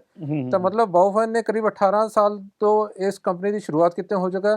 ਤਾਂ ਜਦੋਂ ਇਹ ਕੇਸ ਇਹਨਾਂ ਦੇ ਚੱਲਿਆ ਹੈਗਾ, ਜਦੋਂ ਇਹ ਗਾਇਬ ਹੋਇਆ, ਤਾਂ 50% ਦੀ ਇਹਨਾਂ ਦੀ ਜਿਹੜੀ ਸ਼ੇਅਰ ਵੈਲਿਊ ਹੈਗੀ ਉਹ ਥੱਲੇ ਡਿੱਗ ਗਈ ਆ। ਦੇਖੋ ਇਹਨਾਂ ਦੇ ਐਕਚੁਅਲੀ ਨਾ ਮਦਰ ਫਾਦਰ ਜਿਹੜੇ ਸੀਗੇ ਉਹ ਬਿਊਰੋਕਰੇਟ ਸੀਗੇ, ਡਿਪਲੋਮੈਟ ਸੀਗੇ, ਤੇ ਉਹਨਾਂ ਨੇ ਇਹਨਾਂ ਨਾਰਵੇ ਤੋਂ ਪੜ੍ਹੇ ਹੋਏ ਆ। ਔਰ ਜਦੋਂ ਦੀ ਜਿਹੜੀ ਪੜ੍ਹਾਈ ਕੀਤੀ ਹੈ, ਐਕਚੁਅਲੀ ਜਦੋਂ ਤੁਸੀਂ ਘਰ ਦਾ ਮਾਹੌਲ ਤੁਹਾਨੂੰ ਉੱਦਾਂ ਦਾ ਮਿਲਦਾ ਹੈ, ਜੇ ਡਿਪਲੋਮੈਟ, ਇਹਨਾਂ ਦੇ ਮਦਰ ਫਾਦਰ ਡਿਪਲੋਮੈਟ ਨੇ, ਤੇ ਜ਼ਾਹਿਰ ਹੈ ਕਿ ਇਹਨਾਂ ਨੂੰ ਘਰ ਦੇ ਵਿੱਚ ਉਸ ਤਰ੍ਹਾਂ ਦਾ ਮਾਹੌਲ ਮਿਲਿਆ ਕਿ ਇਹ ਪੜ੍ਹ ਲਿਖ ਕੇ ਉਹ ਦਿਮਾਗ ਪਾਇਆ, ਪੜ੍ਹਾਈ ਉੱਦਾਂ ਦੀ ਕੀਤੀ ਅੱਗੋਂ, ਤੇ ਆਪਣਾ ਬਿਜ਼ਨਸ ਖੜਾ ਕੀਤਾ, IT ਸੈਕਟਰ ਦੇ ਵਿੱਚ ਨਾਮ ਕਮਾਇਆ। ਉਸ ਤੋਂ ਬਾਅਦ ਇਸ ਲੈਵਲ ਤੱਕ ਆਪਣੇ ਆਪ ਨੂੰ ਲੈ ਕੇ ਗਏ ਕਿ ਵੱਡੀਆਂ ਕੰਪਨੀਆਂ ਇਹਨਾਂ 'ਤੇ ਭਰੋਸਾ ਕਰਨ ਲੱਗ ਪਈਆਂ।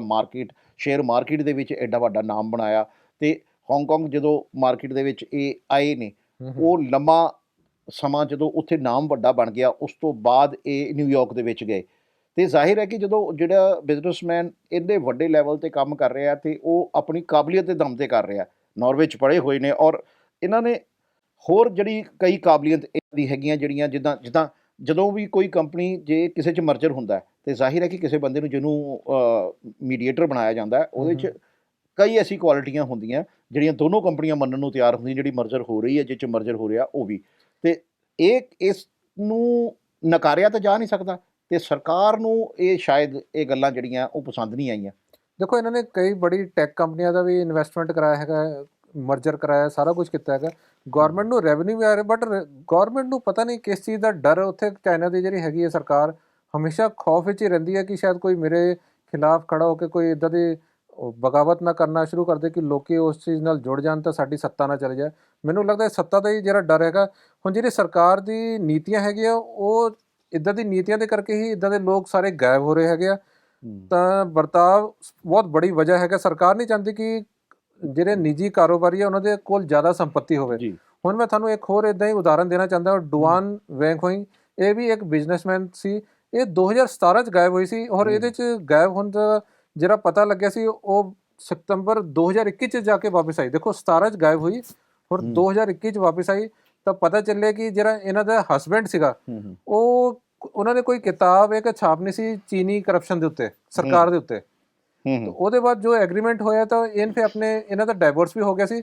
ਬਟ ਚੀਨ ਸਰਕਾਰ ਦਾ ਇੰਨਾ ਜ਼ਿਆਦਾ ਪ੍ਰੈਸ਼ਰ ਸੀ, ਇਹਨਾਂ ਨੇ ਆਪਣੇ ਹਸਬੈਂਡ ਨੂੰ ਰਿਕੁਐਸਟ ਕੀਤੀ ਕਿ ਜਿਹੜੀ ਕਿਤਾਬ ਤੁਸੀਂ ਪਬਲਿਸ਼ ਕਰਨ ਜਾ ਰਹੇ ਆ ਚੀਨ ਸਰਕਾਰ ਦੇ ਖਿਲਾਫ, ਤੁਸੀਂ ਉਹ ਕਿਤਾਬ ਨਾ ਛਾਪੋ। ਹੋਰ ਉਹਨਾਂ ਨੇ ਉਹ ਜਦੋਂ ਗੱਲ ਮੰਨੀ ਹੈਗੀ ਹੈ ਤਾਂ ਜਾ ਕੇ ਪਬਲਿਕ ਵਿੱਚ ਆਉਣੀ ਸ਼ੁਰੂ ਹੋਈ ਹੈ। ਉਸ ਤੋਂ ਪਹਿਲਾਂ ਮਤਲਬ ਤੁਸੀਂ ਦੇਖ ਲਓ 2017 ਤੋਂ ਲੈ ਕੇ 2021 ਤੱਕ ਡਿਸਅਪੀਅਰ ਹੀ ਰਹੇ, ਨਜ਼ਰ ਨਹੀਂ ਆਈ। ਉਹਦੇ ਬਾਅਦ ਜਦੋਂ ਇਹਨਾਂ ਨੂੰ ਕੌਨਫੀਡੈਂਸ ਹੋ ਗਿਆ ਕਿ ਇਹਨਾਂ ਨੇ ਆਪਣੇ ਪਤੀ ਨਾਲ ਗੱਲ ਕੀਤੀ ਕਿ ਤੁਸੀਂ ਜਿਹੜੀ ਕਿਤਾਬ ਛਾਪਣੀ ਹੈਗੀ ਚੀਨ ਦੀ ਕਰਪਸ਼ਨ ਦੇ, ਸਰਕਾਰ ਦੀ ਜਿਹੜੀ ਕਰਪਸ਼ਨ ਹੈਗੀ ਆ ਕਿੱਦਾਂ ਹੋ ਰਹੀ ਆ, ਉਹ ਕਹਿੰਦੀ ਇੱਥੇ ਤੁਸੀਂ ਕਿਤਾਬ ਨਾ ਛਾਪੋ। ਉਹ ਫਿਰ ਗੱਲ ਦਬ ਗਈ, ਉਸ ਕਰਕੇ ਬਚਾਅ ਹੋ ਗਿਆ। ਸ਼ੀ ਜਿਨਪਿੰਗ, ਜਿਨ੍ਹਾਂ ਤੋਂ ਲੋਕਾਂ ਨੂੰ ਖਤਰਾ ਹੈਗਾ, ਹੋਰ ਖਤਰਾ ਵੀ ਇਦਾਂ ਹੈਗਾ ਕਿ ਆਉਣ ਵਾਲੇ ਟਾਈਮ 'ਚ ਲੋਕਾਂ 'ਚ ਇੱਕ ਡਰ ਵੱਧ ਗਿਆ ਹੈਗਾ। ਹੋਰ ਇਦਾਂ ਦੇ ਮਾਮਲੇ ਜਿਹੜੇ ਥੋੜੇ ਹੁੰਦੇ ਸੀ ਉਹ ਵੱਧਣੇ ਸ਼ੁਰੂ ਹੋ ਗਏ। 2000 'ਚ ਇਹਨਾਂ ਨੇ ਜਿਹੜੀ ਭ੍ਰਸ਼ਟਾਚਾਰ ਵਿਰੋਧੀ ਨੀਤੀਆਂ ਸ਼ੁਰੂ ਕੀਤੀ ਸੀ ਉਹਦੇ ਨਾਲ ਪੂਰੇ ਚੀਨ 'ਚ ਖੌਫ ਪੈਦਾ ਹੋ ਚੁੱਕਿਆ।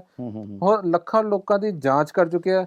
ਇਹਨਾਂ ਵਿੱਚ ਇੱਕ ਨਾਮ ਹੋਰ ਆਉਂਦਾ ਹੈਗਾ ਰੈਨ ਜਿਕ ਯੋਂਗ। ਇਹ ਵੀ ਰੀਅਲ ਏਸਟੇਟ ਏਜੰਟ ਸੀਗੇ। ਇਹ ਮਾਰਚ 2020 'ਚ ਗਾਇਬ ਹੋਏ ਸੀਗੇ ਔਰ ਇਹਨਾਂ ਦੀ ਵਾਪਸੀ ਹੋਈ ਨਹੀਂ ਹੈ ਕਦੀ ਵੀ। और ਇਹਨਾਂ ਦਾ ਰੀਜ਼ਨ ਕੀ ਸੀ? ਆਰਥਿਕ ਅਪਰਾਧੋं पर 18 साल की जेल और भी सजा काट रहे हैं। ਇਹਨਾਂ ਨੂੰ ਵੀ ਇਹਨਾਂ ਚੱਕ ਕੇ ਕੋਈ ਕੇਸ ਕੂਸ ਇਹਨਾਂ ਤੇ ਪਾਇਆ। ਉਹਦੇ ਬਾਅਦ ਜੋ ਗਵਰਨਮੈਂਟ ਦੇ ਖਿਲਾਫ ਇਹਨਾਂ ਦੀ ਗੱਲਬਾਤ ਚੱਲ ਰਹੀ ਸੀ, 18 ਸਾਲ ਵਾਸਤੇ ਅੰਦਰ ਕਰਤਾ, ਇਹਨਾਂ ਦੀ ਹਲੇ ਵਾਪਸੀ ਨਹੀਂ ਹੋਈ ਆ। ਤਾਂ ਮਤਲਬ ਤੁਸੀਂ ਦੇਖ ਲਓ ਰੀਅਲ ਏਸਟੇਟ ਵੀ ਜੋ ਬਿਜ਼ਨਸਮੈਨ ਹੈਗੇ ਆ, ਜੋ ਪੈਸੇ ਦੇ ਲੈਣ ਦੇਣ ਜਾਂ ਕੁਝ ਵੀ ਹੈਗਾ, ਤਾਂ ਇਹ ਚੀਜ਼ਾਂ ਬਹੁਤ ਖਤਰਨਾਕ ਜੀ ਹੋ ਗਈਆਂ ਹੈ ਕਿ ਚਾਈਨਾ ਦਾ ਮਾਹੌਲ ਕਿਸ ਪਾਸੇ ਜਾ ਰਿਹਾ ਹੈਗਾ। ਇਹ ਤਾਂ ਸਮਝ ਤੋਂ ਥੋੜ੍ਹਾ ਜਿਹਾ ਬਾਹਰ ਲੱਗ ਰਿਹਾ ਹੈਗਾ ਕਿ ਇਕੱਲੇ ਕਾਰੋਬਾਰੀ ਨਹੀਂ, ਜਵਾਨ ਅਧਿਕਾਰ ਜਿੰਨੇ ਵੀ ਅਧਿਕਾਰੀ ਹੈਗੇ ਆ ਜਾਂ ਹੋਰ, ਇਹ ਸਾਰੇ ਡਰ ਡਰ ਕੇ ਜਾਂ ਤਾਂ ਛਿਪ ਜਾਂਦੇ ਆ ਜਾਂ ਗਾਇਬ ਹੋ ਜਾਂਦੇ ਆ। ਉਹਨਾਂ ਦੇ ਕੋਲ ਹੋਰ ਕੋਈ ਰਸਤਾ ਨਹੀਂ ਹੈਗਾ, ਜਾਂ ਸਰਕਾਰ ਫੜ ਕੇ ਲੈ ਜਾਊਗੀ। ਹੋਰ ਕਿ ਆਪਣਾ ਦੇਸ਼ ਹੀ ਬੰਦੇ ਦੇ ਵਿੱਚ ਇੱਦਾਂ ਦਾ ਜਿਹਾ ਦੇਸ਼ ਹੁੰਦਾ ਜਿੱਥੇ ਬੰਦਾ ਆਪਣੇ ਆਪ ਨੂੰ ਸੇਫ ਮਹਿਸੂਸ ਕਰਦਾ। ਅਤੇ ਇਹ ਚਾਈਨਾ ਦੇ ਵਿੱਚ ਜਿਹੜੇ ਸੈਨਾ ਦੇ ਵਿੱਚ ਸੇਵਾ ਕਰਕੇ ਆਏ ਆ ਜਾਂ ਜਿਹੜੇ ਦੇਸ਼ ਨੂੰ ਸਪੋਰਟ ਕਰ ਰਹੇ ਆ, ਐਕਟੀਵਿਸਟ ਹੋ ਗਏ, ਇਹ ਸਾਰੇ ਜਿਹੜੇ ਹੈਗੇ ਚਾਈਨਾ ਦੇ ਵਿੱਚ ਉਹ ਸਗੋਂ ਹੀ ਆਪਣੇ ਆਪ ਨੂੰ ਅਨਸੇਫ ਮਹਿਸੂਸ ਕਰਦੇ ਆ। ਤੇ ਤਾਂ ਹੀ ਸ਼ਾਇਦ ਇਹ ਜਿਹੜੀ ਗਿਣਤੀ ਵੀ ਜਿਹੜੀ ਆ ਉਹ ਘਟ ਰਹੀ ਹੈ। ਦੇਖੋ ਇੱਕ ਹੋਰ ਕੇਸ ਆਇਆ ਸੀ ਇਹਨਾਂ ਦੇ, ਜਿਹੜਾ ਬੰਦਾ ਬਿਜ਼ਨਸਮੈਨ, ਟੌਪ ਬਿਜ਼ਨਸਮੈਨ ਗਾਇਬ ਹੋਇਆ ਸੀ। ਉਹ ਨਾਂ ਸੀ ਉਹਦਾ ਸ਼ੁਮਿੰਗ। ਉਹ ਡਾਲੀਅਨ ਸ਼ਿੰਡੇ ਗਰੁੱਪ ਉਹਦੇ ਨਾਮ ਦੀ ਕੰਪਨੀ ਸੀ। ਉਹ 2012 'ਚ ਗਾਇਬ ਹੋਇਆ ਸੀ। ਹੋਰ ਉਹਦਾ ਦੱਸਿਆ ਜਾਂਦੇ ਕਿ ਕਰਪਸ਼ਨ ਦੇ ਚੱਕਰ 'ਚ ਉਹਨੂੰ ਜੇਲ੍ਹ ਹੋ ਗਈ ਔਰ ਜੇਲ੍ਹ 'ਚ ਹੀ ਉਹਨੂੰ ਹਾਰਟ ਅਟੈਕ ਆ ਗਿਆ। ਤੁਸੀਂ ਦੇਖ ਲਓ ਇੰਨਾ ਵੱਡਾ ਬਿਜ਼ਨਸਮੈਨ, ਉਹਨੂੰ ਫੜ ਕੇ ਲੈ ਗਏ ਔਰ ਉਹਦੇ ਬਾਅਦ 2012 ਦੇ ਉਹਦਾ ਹਾਰਟ ਅਟੈਕ ਵੀ ਆ ਗਿਆ ਔਰ ਉਹਦੀ ਮੌਤ ਉੱਥੇ ਹੋ ਗਈ। ਮਤਲਬ ਜਿਹੜਾ ਬੰਦਾ ਇੱਕ ਵਾਰ ਚਲੇ ਜਾਂਦਾ, ਵਾਪਸ ਆਉਣ ਦੀ ਕੋਈ ਗਰੰਟੀ ਨਹੀਂ ਹੈ। ਜੇ ਵਾਪਸ ਆਊਗਾ ਤਾਂ, ਜੇ ਆਉਂਦੇ ਆ ਤਾਂ ਫਿਰ ਸਰਕਾਰ ਦੀ ਜੀ ਹਜ਼ੂਰੀ, ਹਾਂਜੀ, ਉਹ ਇੱਦਾਂ ਦੇ ਬਿਆਨਾਂ ਤੋਂ ਹੀ ਪਲਟ ਜਾਂਦੇ ਜਿਸ ਬਿਆਨ ਉਹਨਾਂ ਨੇ ਪਹਿਲਾਂ ਦਿੱਤੇ ਹੁੰਦੇ ਆ। ਜੀ ਦੇਖੋ ਨਾ, ਐਕਚੁਅਲੀ ਚੀਨ ਦਾ ਜਿਹੜਾ ਇਤਿਹਾਸ ਹੈ ਨਾ, 5000 ਸਾਲ ਪੁਰਾਣਾ ਇਤਿਹਾਸ ਹੈ ਚੀਨ ਦਾ। ਅਤੇ ਚੀਨ ਦਾ ਜਿਹੜੇ ਪਹਿਲਾਂ ਜਦੋਂ ਇਹਨਾਂ ਦੇ ਰਾਜੇ ਰਹੇ ਆ ਜਿਹੜੇ, ਜਾਂ ਉਸ ਤੋਂ ਬਾਅਦ ਜਿਨ੍ਹਾਂ ਨੇ ਹਕੂਮਤ ਹਾਸਿਲ ਕੀਤੀ, 2000 ਸਾਲ ਉੱਥੇ ਰਾਜਵੰਸ਼ ਦਾ ਉਹ ਰਿਹਾ, ਰਾਜਾਵਾਂ ਦਾ ਰਾਜ ਰਿਹਾ। ਉਸ ਤੋਂ ਬਾਅਦ ਜਦੋਂ ਸੱਤਾ ਜਿਹੜੀ ਹੈਗੀ ਪਾਰਟੀਆਂ ਦੇ ਹੱਥਾਂ ਦੇ ਵਿੱਚ ਆਈ, ਤਾਂ ਸ਼ੁਰੂ ਤੋਂ ਹੀ ਇਹਨਾਂ ਦੀ ਜਿਹੜਾ ਬਰਬਰਤਾ ਹੈਗੀ ਹੈ ਉਹਦਾ ਬਹੁਤ ਜ਼ਿਆਦਾ ਖੌਫ ਰਿਹਾ। ਸਿਰ 'ਚ ਗੋਲੀ ਮਾਰ ਕੇ ਕਿਸੇ ਨੂੰ ਉਹ ਛੱਡ ਦਿੱਤਾ ਜਾਵੇ, ਸਿਰ 'ਚ ਗੋਲੀ ਮਾਰਦੇ, ਜੇ ਬੰਦਾ ਨਹੀਂ ਮਰਿਆ 2-3 ਦਿਨ ਬਾਅਦ ਮਰਿਆ। ਇੱਦਾਂ ਦੀ ਕਈ ਉਦਾਹਰਨਾਂ ਜਿਹੜੀ ਹੈਗੀ, ਜਿੱਦਾਂ ਹੁਣ ਮੰਨ ਲਓ ਕਿ ਭਾਰਤ ਦੇ ਬਿਲਕੁਲ ਉਲਟ ਜਿਹੜੇ ਇਹ ਕੰਮ ਹੈਗੇ ਆ, ਕਰਦੇ ਆ, ਕਿਉਂਕਿ ਭਾਰਤ ਦੇ ਵਿੱਚ ਫਾਂਸੀ ਦੀ ਸਜ਼ਾ ਮੁਸ਼ਕਲ ਨਾਲ ਕਿਤੇ ਜਾ ਕੇ ਬਹੁਤ ਘੱਟ ਹੈ। ਬਹੁਤ ਘੱਟ ਹੈ। ਔਰ ਜੇ ਕਿਸੇ ਫਾਂਸੀ ਸਜ਼ਾ ਕਿਸੇ ਨੂੰ ਦਿੱਤੀ ਵੀ ਗਈ ਹੈ ਤੇ ਫਾਂਸੀ ਦੇਣ ਨੂੰ ਕਿੰਨੇ ਸਾਲ ਲੱਗ ਜਾਂਦੇ ਆ। ਉੱਥੇ ਹਰ ਸਾਲ ਤਕਰੀਬਨ 70 ਬੰਦਿਆਂ ਨੂੰ ਫਾਂਸੀ ਦਿੱਤੀ ਜਾਂਦੀ ਹੈ। ਬਿਲਕੁਲ ਉਲਟ ਮਤਲਬ ਚੀਨ ਜਿਹੜਾ ਉਹ ਚੱਲ ਰਿਹਾ। ਤੇ ਇਹ ਜਿਹੜੀਆਂ ਡਰਾਵਨੀਆਂ ਗੱਲਾਂ ਚੀਨ ਦੀਆਂ ਹੈਗੀਆਂ ਨੇ, ਇਹ ਉੱਥੇ ਦੇ ਲੋਕਾਂ ਦੇ ਵਿੱਚ, ਉੱਥੇ ਦੇ ਵਪਾਰੀਆਂ ਦੇ ਵਿੱਚ, ਉੱਥੇ ਦੇ ਸਪੋਰਟਸਮੈਨ, ਉੱਥੇ ਦੇ ਸੁਰੱਖਿਆ ਅਧਿਕਾਰੀ ਜਿਹੜੇ ਹੈਗੇ, ਜਿਹੜੇ ਰਿਟਾਇਰ ਹੋ ਜਾਂਦੇ ਆ, ਫੌਜ 'ਚ ਸੇਵਾ ਕਰਕੇ ਆਏ, ਤੇ ਆਪਣੇ ਹੀ ਦੇਸ਼ ਦੇ ਵਿੱਚ ਉਹ ਆਪਣੇ ਆਪ ਨੂੰ ਅਸੁਰੱਖਿਅਤ ਜਿਹੜੇ ਆ ਉਹ ਮਹਿਸੂਸ ਕਰਨਾ ਸ਼ੁਰੂ ਕਰ ਦਿੰਦੇ ਆ। ਤੁਸੀਂ ਇਹੀ ਚੀਜ਼ ਦੇਖ ਲਓ ਕਿ ਜਿਨਪਿੰਗ ਦੇ ਜਦੋਂ ਉਹਨਾਂ ਨੇ ਸ਼ਾਸਨ ਸੰਭਾਲਿਆ ਹੈਗਾ, ਉਸ ਤੋਂ ਪਹਿਲਾਂ ਉੱਥੇ 3000 ਅਰਬਪਤੀ ਸੀਗੇ ਤਾਂ ਅੱਜ 1200 ਰਹਿ ਗਏ ਆ। ਇਹ ਗਿਣਤੀ ਸੋਚਣ ਔਰ ਵਿਚਾਰਨ ਵਾਲੀ ਵੀ ਹੈਗੀ ਹੈ। ਚਾਈਨਾ ਨੂੰ ਵੀ ਸੋਚਣਾ ਚਾਹੀਦਾ ਕਿ ਮੇਰੇ ਜੇ ਦੇਸ਼ ਦੇ ਇੰਨੇ ਅਰਬਪਤੀ, ਤਾਂ ਆਪਾਂ ਤਾਂ ਭਾਰਤ ਵਿੱਚ ਸ਼ਾਇਦ ਇੰਨੇ ਅਰਬਪਤੀ ਬਹੁਤ ਗਿਣਤੀ ਬਹੁਤ ਘੱਟ ਹੀ ਆ। ਈਵਨ ਅਮਰੀਕਾ ਵੀ ਇਹ ਤੋਂ ਬਹੁਤ ਪਿੱਛੇ ਹੈਗਾ, ਤਾਂ ਉਸ ਨੰਬਰ 'ਚ ਅਮਰੀਕਾ ਚਾਈਨਾ ਸਰਨਾ ਪਹਿਲੇ ਨੰਬਰ ਤੇ ਆ। 3000 ਅਰਬਪਤੀ ਜੇ ਇੱਥੋਂ ਛੱਡ ਕੇ ਕਿਤੇ ਚਲੇ ਗਏ ਆ, ਉਹ ਕਿਸੇ ਨਾ ਕਿਸੇ ਦੇਸ਼ ਵਿੱਚ ਜਾਣਗੇ, ਉਹਨਾਂ ਦੀ ਤਰੱਕੀ ਕਰਨਗੇ, ਤਾਂ ਚਾਈਨਾ ਦਾ ਤਾਂ ਆਪਣੇ ਆਉਣ ਵਾਲਾ ਟਾਈਮ ਜਿਹੜਾ ਹੈਗਾ ਕੋਈ ਚੰਗਾ ਮੈਨੂੰ ਸਮਝ ਨਹੀਂ ਲੱਗ ਰਿਹਾ।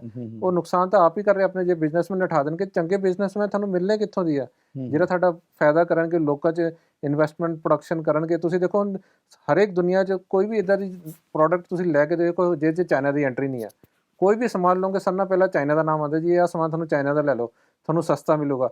ਤਾਂ ਹਰ ਚੀਜ਼ ਉਹਨਾਂ ਦੀ ਐਂਟਰੀ ਹੈਗੀ ਹੈ। ਬਟ ਜਿੱਦਾਂ ਦਾ ਹੁਣ ਮਾਹੌਲ ਚੱਲ ਰਿਹਾ ਹੈਗਾ, ਮੈਨੂੰ ਲੱਗਦਾ ਆਉਣ ਵਾਲਾ ਸਮਾਂ ਇਹਨਾਂ ਵਾਸਤੇ ਥੋੜ੍ਹਾ ਔਖਾ ਵੀ ਹੋਣਾ ਸ਼ੁਰੂ ਹੋ ਜਾਊਗਾ।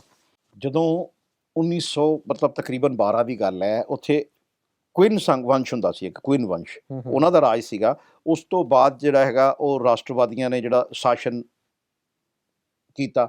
ਰਾਸ਼ਟਰਵਾਦੀਆਂ ਦੇ ਬਾਅਦ ਕਮਿਊਨਿਸਟ ਪਾਰਟੀ ਜਦੋਂ ਚਾਈਨਾ ਦੀ ਸਥਾਪਨਾ, ਇੱਕ ਤਰ੍ਹਾਂ ਦੀ ਜਿਹੜਾ ਆਧੁਨਿਕ ਚਾਈਨਾ ਹੈ ਜਿਹੜਾ, ਉਹਦੀ ਸਥਾਪਨਾ ਜਦੋਂ ਕਰਨੀ ਸੀਗੀ, ਤਾਂ ਉਹਨਾਂ ਨੇ ਇਹ 1935 ਦੇ ਵਿੱਚ ਤਕਰੀਬਨ ਜਿਹੜਾ ਹੈਗਾ ਜਾਪਾਨ ਤੇ ਚੀਨ ਤੇ ਆਕਰਮਣ ਕਰਕੇ ਉਹਨਾਂ ਦੀ ਰਾਸ਼ਟਰਵਾਦੀ ਕਮਿਊਨਿਟੀ ਦੇ ਨਾਲ ਇਹ ਫਿਰ ਦੋਨੋਂ ਪਾਰਟੀਆਂ ਆਪਸ ਵਿੱਚ ਮਿਲ ਗਈ। ਹਾਂ, ਫਿਰ ਦੋਵੇਂ ਪਾਰਟੀਆਂ, ਇਹ ਮਤਲਬ ਇਹਨਾਂ ਦੀ ਸੋਚ ਵਿਚਾਰ, ਜਦੋਂ ਕਿਸੇ ਨੇ ਹਮਲਾ ਕੀਤਾ ਹੈਗਾ ਤਾਂ ਆਪਸ ਮਿਲ ਗਏ ਹੈਗੇ, ਤਾਂ ਉਹਦੇ ਬਾਅਦ ਇਹ ਗੜ ਬਣਾ ਕੇ ਨੇਤਾ ਬਣ ਕੇ ਉੱਭਰੇ ਹੈਗੇ। ਤਾਂ 1945 ਚ ਇਹਨਾਂ ਨੇ ਜਾਪਾਨ ਦੇ ਨਾਲ ਸਮਰਪਣ ਦੇ ਨਾਲ ਰਾਸ਼ਟਰਵਾਦੀ ਕਮਿਊਨਿਸਟ ਪਾਰਟੀ ਤਾਂ ਇਹਨਾਂ ਦਾ ਆਪਸ 'ਚ ਸੰਘਰਸ਼ ਸ਼ੁਰੂ ਹੋ ਗਿਆ। ਤਾਂ ਮਤਲਬ ਸ਼ੁਰੂ ਤੋਂ ਇਹਨਾਂ ਦੀ ਆਪਸ 'ਚ ਕੋਈ ਜ਼ਿਆਦਾ ਬਣੀ ਵੀ ਨਹੀਂ ਹੈ। ਜੇ ਕਿਸੇ ਨਾਲ ਗੱਠਜੋੜ ਹੋਇਆ ਤਾਂ ਇੰਨਾ ਜ਼ਿਆਦਾ ਵੀ ਨਹੀਂ ਚੱਲਿਆ ਹੈਗਾ।